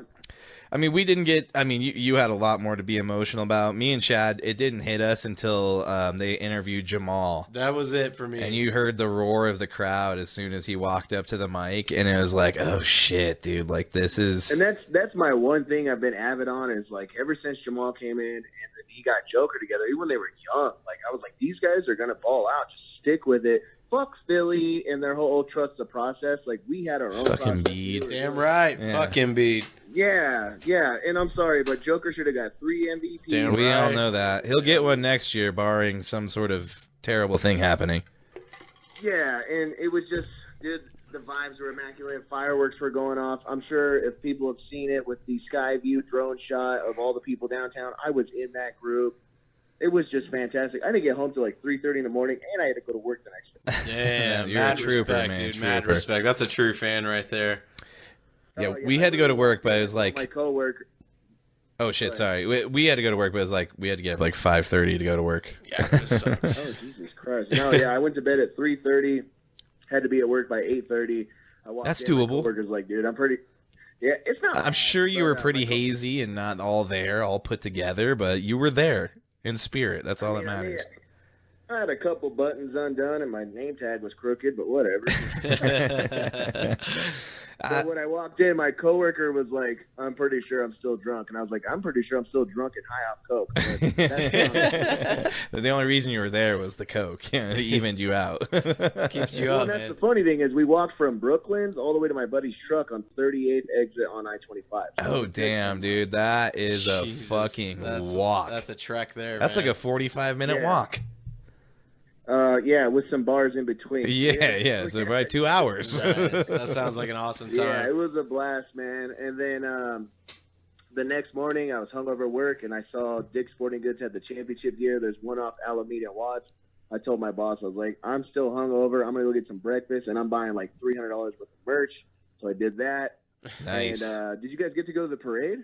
We did We not, didn't. dude. I had to work, and the Same weather's. here. I'm still doing asphalt, so the weather's been killing us in terms of working. So I could not miss it. I did listen all day long on Altitude Radio, and that was pretty cool to hear because I felt like they had the best coverage of it. But tell us about that, man. What was it like being down there? I heard there was like. I mean, at one point the mayor said there was 1 million people, but it looks like the actual tally was around 750,000. Everybody said it was bigger than the Avs. How was it down there? So I actually didn't go to the Avs last year, and I regretted that. I just started this new job, and I straight up told them before, like, we weren't even in round 2 yet. And I told them, I'm going to that Nuggets parade. I don't care. You can fire me. I'm still going. Like, you're not going to stop me from that. And quick shout out. We got to give flowers to Altitude Radio. Andy Lindahl is a good friend of mine. He always hooks me up with Mammoth tickets. He's actually been on Knee Circle's podcast before. Oh, damn, I did not know that. That's Lindahl. super cool. That's awesome. Yeah. I'll send you the episode. Andy Lindahl's a great guy. Love that guy to the death. But, man, we got to the parade. Let's see, I took the day off. I woke up. I had no booze but a bottle of tequila. So I took 3 shots at 8 a.m., Ubered down there. And by the time I got down there, it was already packed. It was busy. My buddy shows up. He's like, I got breakfast burritos, 4 Twisted Tea tall cans, and Nice. a couple shooters of Tito's. I had one of those just now. Oh, yeah. I've got tons of photos. I can send you guys, put them on the IG. Like, I've got some really good photos.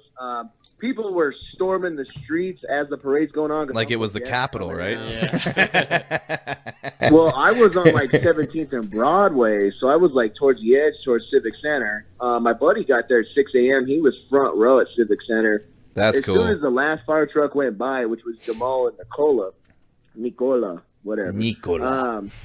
Yeah, we all started storming the streets behind the fire truck.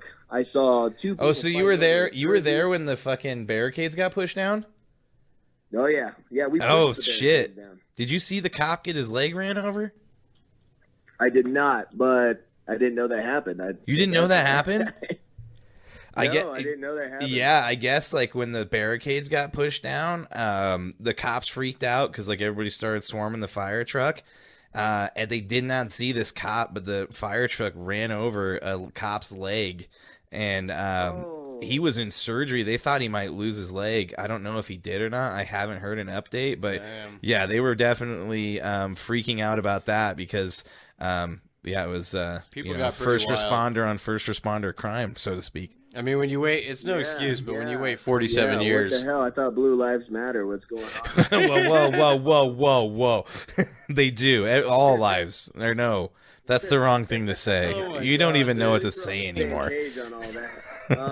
Lives matter? Lives matter. Yeah, just say lives.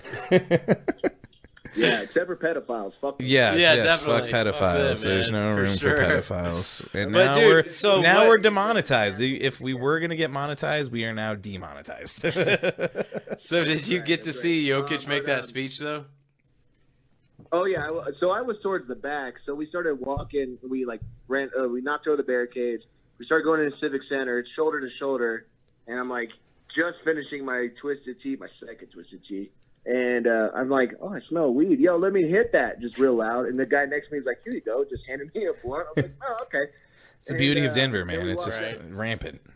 Yeah, you're in Denver, whatever. We walked down a little bit. Someone handed us a White Claw. We took some photos.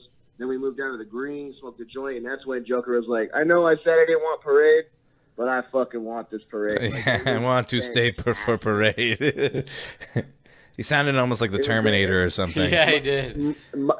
My favorite part from the parade is when it was almost over and Bruce Brown leans in because nobody wanted to talk, so you could tell they were all drunk. And Bruce Brown leans in. He's like, hey, Denver, one more? Should we run it back? And I'm like, dude, you got to come back. Like Bruce Brown was the bench. He was clutch, man. He was so clutch. I saw something, and I don't know how, I haven't checked the validity of it, but I did see somewhere that he did decline the option. I hadn't seen But that. I don't know. Has anybody else seen that? Because he's got that 6.7 million player option, I think, and that was what's holding it up. And that was the whole thing about the new CBA is that now it's really hard to keep mid-tier guys. And I don't think that goes into effect until 2 years, I believe. I think there's still the taxes. I did see. There's still. As soon as the parade was over, I needed water. I was dying, and I did walk past the other shooting where people were giving witness statements and whatnot. I'm like, dude, people keep ruining a good time. I got home at 5:30 and I passed the fuck out. I went to bed. Oh, that makes sense. What time? Because it ended way earlier than they thought. I think they thought it was going to end at 2, and I feel like by 12:30, Malone had already wrapped it up and forgot about Aaron Gordon, and Aaron Gordon just came up and said some shit because it was Malone already fucking the crowd was calling for AG. He's the people's champ in my eyes, man. That needs to be. Oh, dude, Aaron Gordon will drink free here in Colorado for the rest of his life. There's no doubt. I mean, if Aaron Gordon came up to me and was like, I want to have sex with you, I'd be like, I'm not gay. Yeah, you know what? You helped us win a championship. Sometimes you gotta take one for the team. And imagine Ryan Reynolds. There you go. Yeah, Ryan Reynolds, Ryan Gosling, any of them famous Ryans. No, because Ryan Gosling, you'll finish, and then he's like, "Will you hold me and let me cry?" And I'm like, "Nah, get out. There's your Uber. Like, go away." That makes sense. And he is the new Ken. Like, I mean, how cool can you be being Ken? You know? Yeah. But dude, like, honestly, the run, the fact that the Avalanche went 16-4, the Nuggets went 16-4, and I kept saying all season, as soon as the season started, I was like, "This is the year the Nuggets get the chip. Everyone stays healthy. We got the chip," and they did it. They did it, man. It's pretty amazing that they were the number 1 seed since December. And I think it was like beginning of December too. You know, I just the beautiful thing is next year in the NHL, the Avs are favored to win it. Next year in the NBA, the Denver Nuggets are favored to win it. That's exactly right. We're gonna do the repeat. Oh yeah, and then I just seen the Suns tried to. They actually secured Bradley Beal, whatever. Bradley Beal, yeah. And their odds. The favor went. Oh my God, the odds went up in their favor a little bit. I think they were 8 something. Now there's plus 650, but they're still not the Nuggets. All that to stop a fat Serbian. Exactly. And the thing is, too, with this new CBA stuff, I mean, with them having 4 max contract players, they can only now basically fill out the rest of the team with vet minimums. Oh, I mean, their bench they literally is gonna suck. Yeah, their bench is going to be nobody. And I think a whole bunch of their guys their contracts are up. A bunch of them are unrestricted free agents. So Suns are going to have a bunch of hodgepodgey bench guys out there. So. Well, and I'm a firm believer when it comes to basketball, your bench is like, that's your crutch. And if you're not, you can have the super team all you want. As soon as you pull those guys and they're in foul trouble, you're in trouble. Exactly. That's been the Nuggets' problem for so long. Shout out Christian Brown. Christian Brown, dude. Christian Brown. Rock chalk.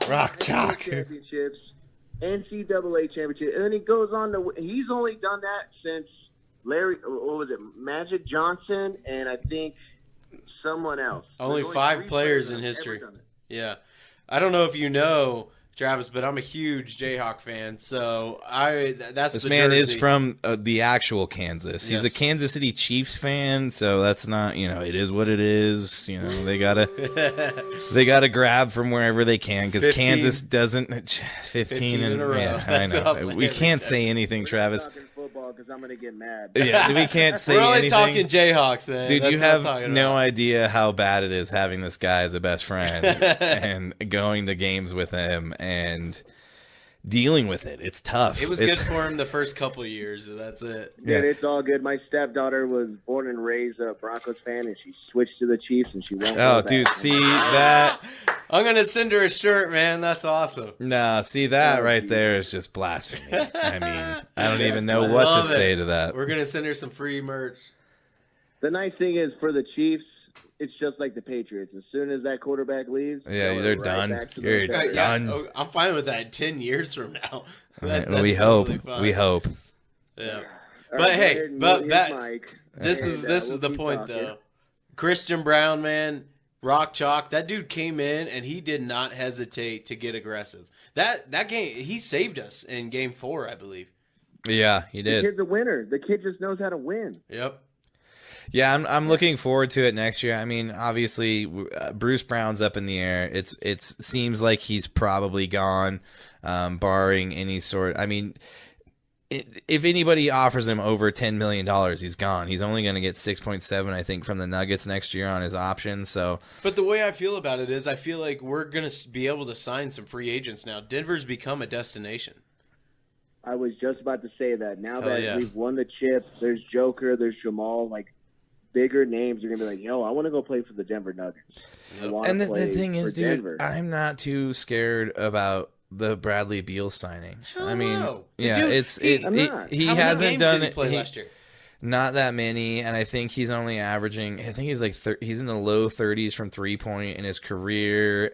He's all they have is a bunch of scorers and nobody to get him the ball now. Yeah. So what are they just going to take turns like last year? When I mean, KD and Booker it was take turns who's going to score. So now you just added a third guy. So what is it just going to be a rotation of Beal taking it down, Durant taking it down, Booker taking it down. I mean, we saw Jokic just play bully ball Here's against the Ayton. beautiful thing about the Nuggets playoff run is I remember Game 82. We had to win to get into the playoffs, and Minnesota beat us because Joker had a bad inbound pass.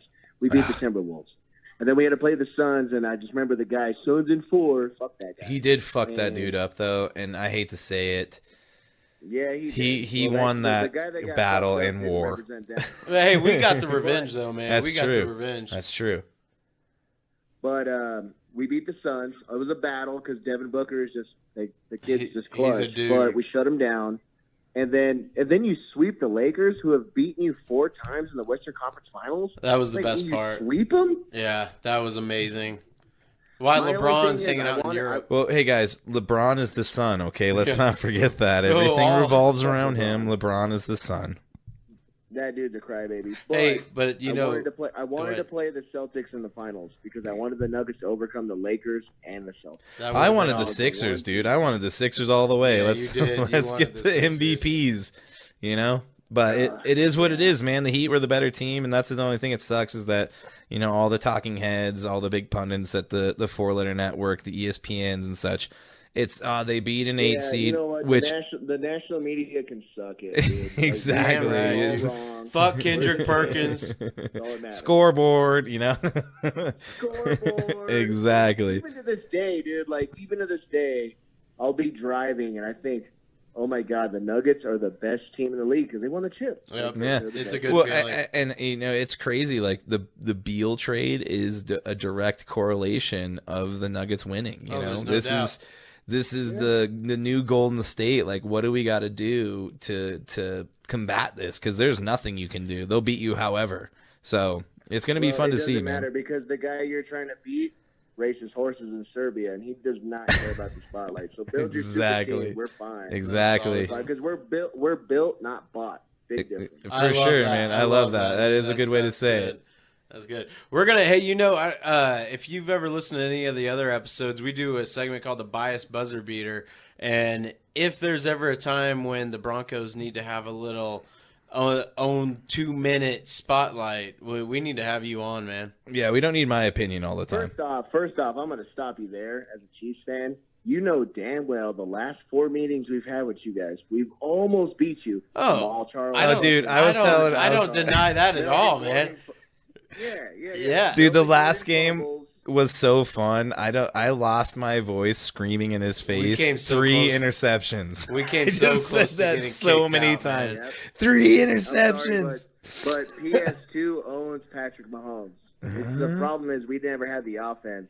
And when the fact that you guys, I don't know who it was, suplex Russell Wilson and they didn't get a It's Frank Clark, I rushing think. passer. I'm pretty sure it's Frank Clark, which is now he's a teammate.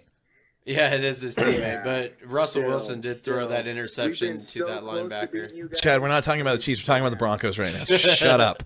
Just shut the fuck up. 15, okay? 15. Yeah, Travis Kelce makes the name Travis a bad name. Fucking asshole. He ruined it for you, didn't he? That son of a bitch. Greatest of all time, man. Best tight All he end does ever. is regurgitate song choruses sad- and you know wrestler what's sad sayings to be his Everybody identity. loves it.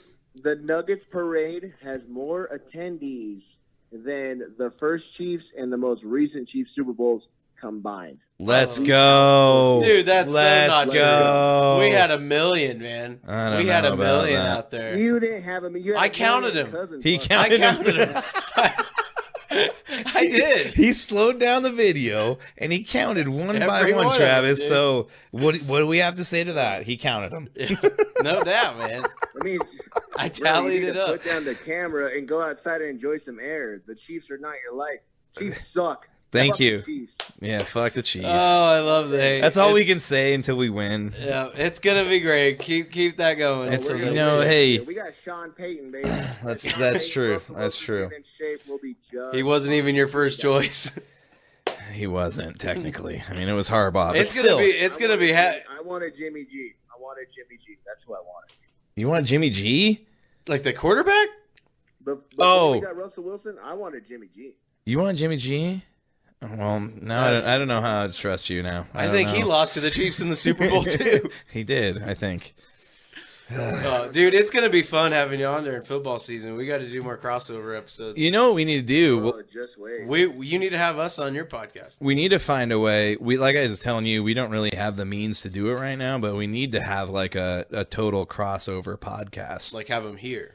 or us there, Yeah. one of the two. No, it might I be agree. easier for us to come to you, but I don't know. We'll figure it You out. Tell me, I've got the 4-mic mixer.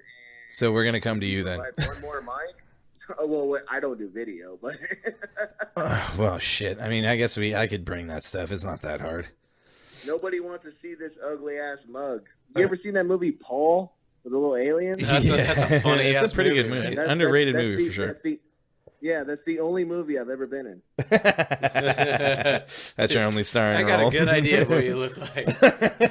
Yeah, but fucking dude, Nuggets won it. We're champs. Damn That's all right. that matters. I got the hat that says Champions because it's an A. Well, no, know. the only problem is it doesn't say champions. It's just the fact that anybody that's younger than us does not know how to read cursive. That's the only problem. That's not dude. An O in cursive Yeah. comes up at the top of the O. you don't have it's to, spelled- though. No, Dude, Dude, there's fonts. There's your different fonts. teacher was wrong. There's different fonts. No, You can do a font however you want. It's up for interpretation. It's art, okay? Fuck It's you. art. It's fucking art, Oh dude. my God. You can't judge it. The fact that the newer generation can't read cursive, but they're like no cap, low key. Like, shut up. I still, Fucking dude, wait. this makes me feel old. I don't actually know what no cap means. I know it means know either. not Okay. like no good or like no lie, I guess. I'm No, old, too. no, yeah. So, and I'll finish it off. Then I'm gonna let y'all go. Yeah, we've kept you I on way thought- too long.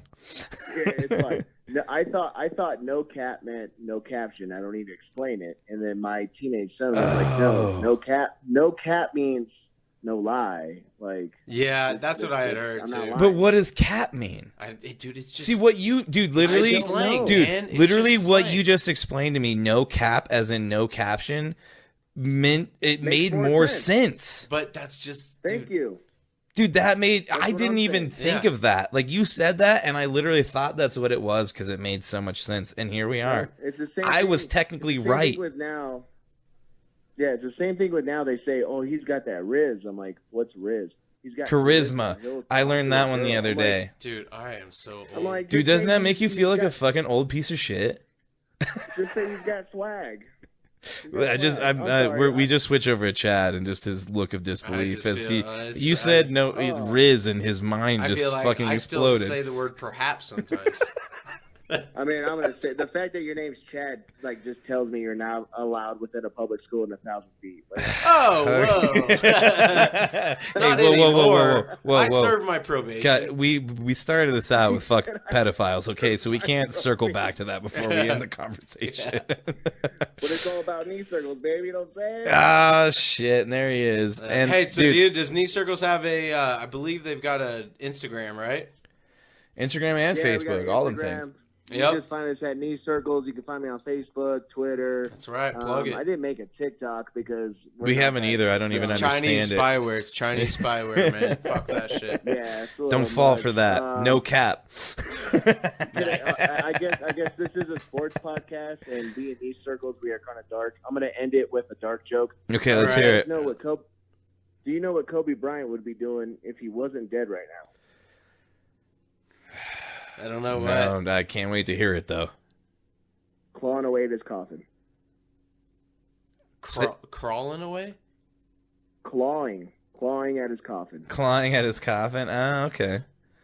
Yeah, it's a terrible joke.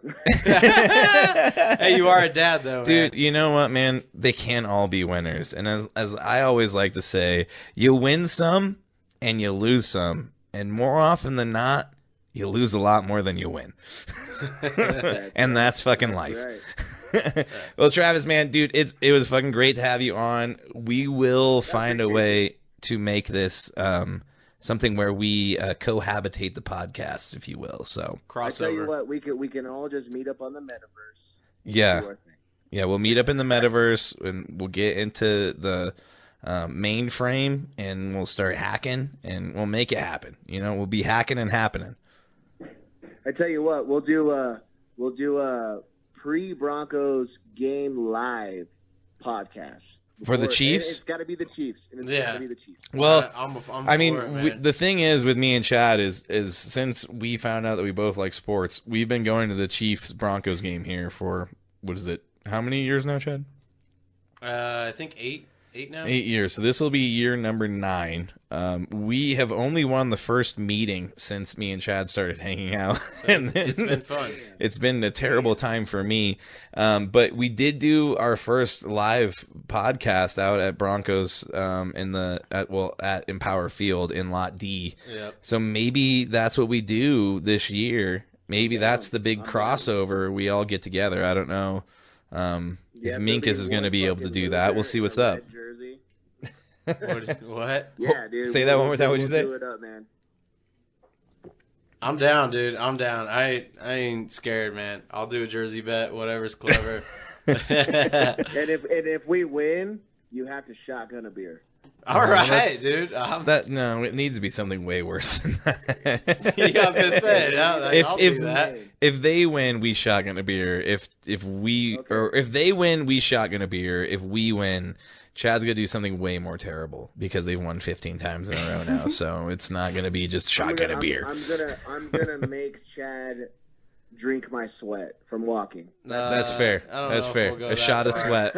Maybe if I Shot go of sweat. streaking through the parking from lot, under sweat, like old school. We're going streaking. We're going to the quad. That's what I'll It's do. like a shot of tequila, but you hate yourself. That's very true, man. Yeah. We'll have to All make right, that happen, gentlemen, man. It's been a pleasure. Yeah, man, it's been a pleasure, Travis. We will catch you soon, dude. Thanks for hopping on. We appreciate you greatly. And if you haven't yet, guys, go check out Knee Circles Podcast. Travis, we will talk to you soon, man. Thanks a lot, dude. Sounds good, gentlemen. You guys be easy. Have a good night. See ya. Go Nuggets. Go Nuggets. Go Nuggies. Woohoo!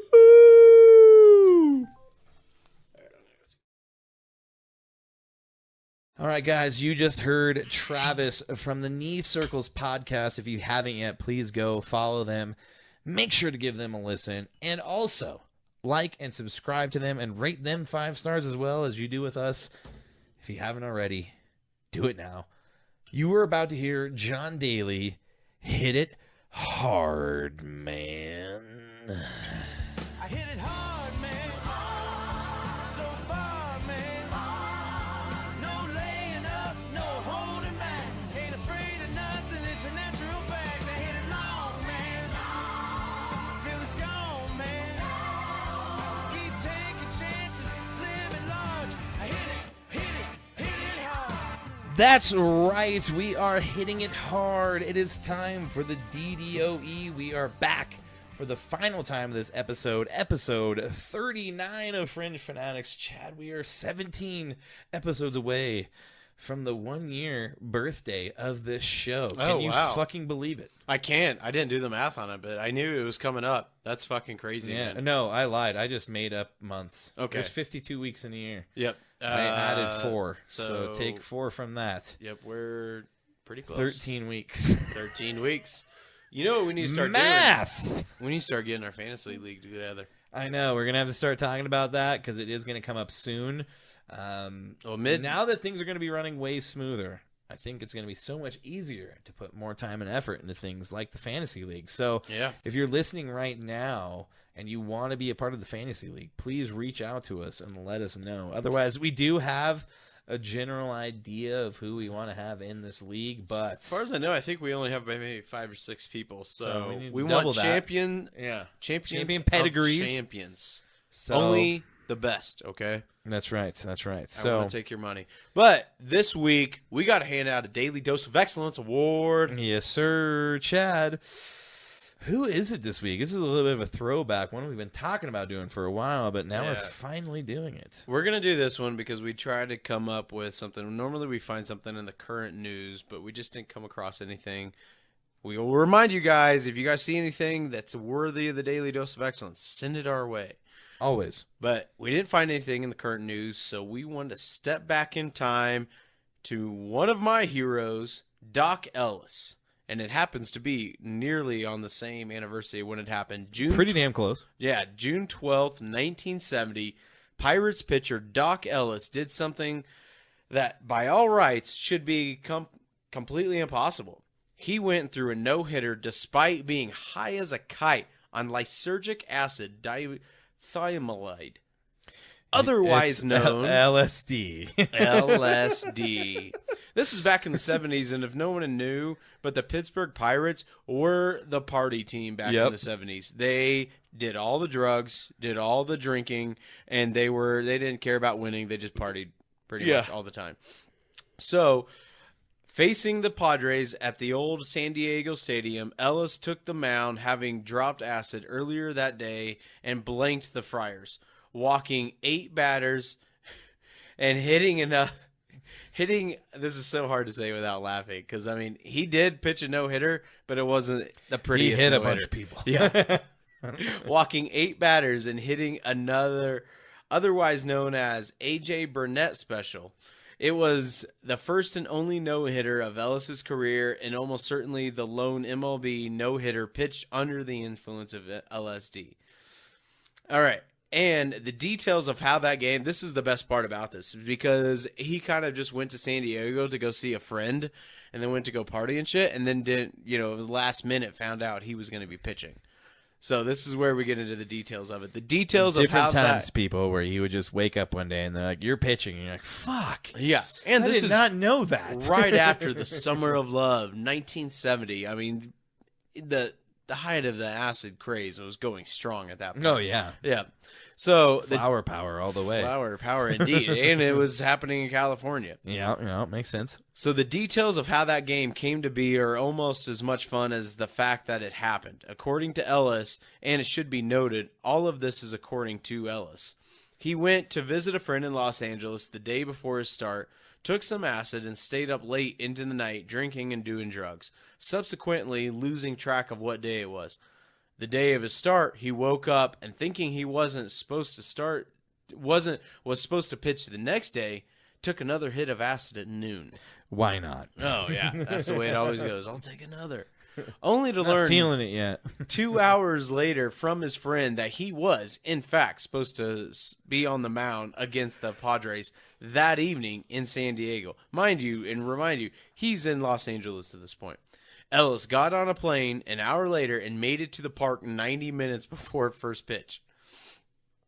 That Ellis even managed to get from one point to another while high on acid is a miracle enough.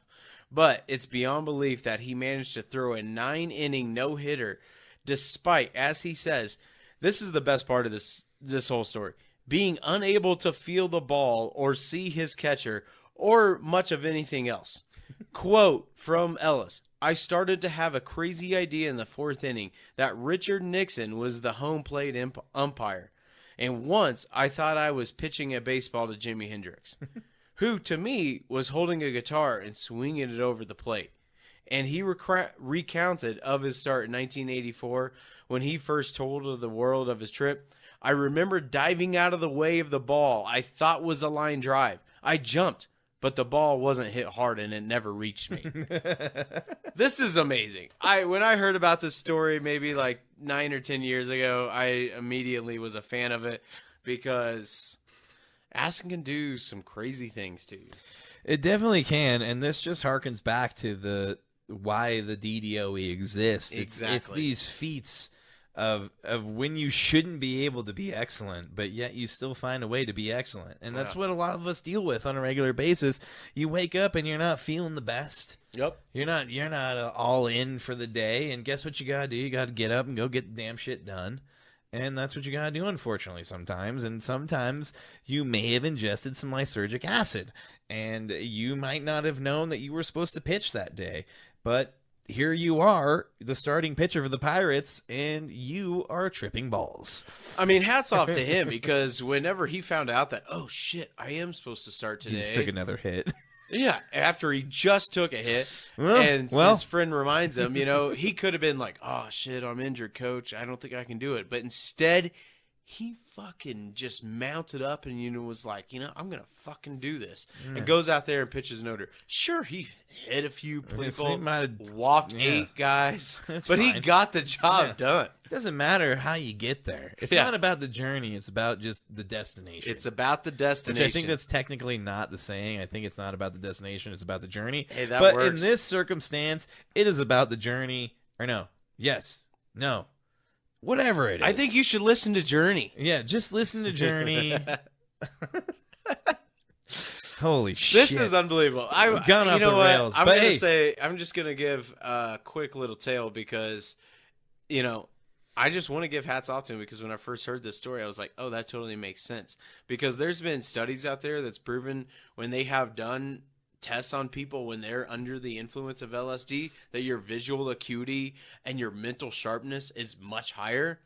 And I'm gonna say, I'm not proud of it, but there's been a few times where I've driven a vehicle where I've been tripping, and I'm going to say it was like I was Han Solo driving the Millennium Falcon, and it was warp speed. super fun, man. I had a blast, but I felt like I was Verstappen myself. PSA real quick.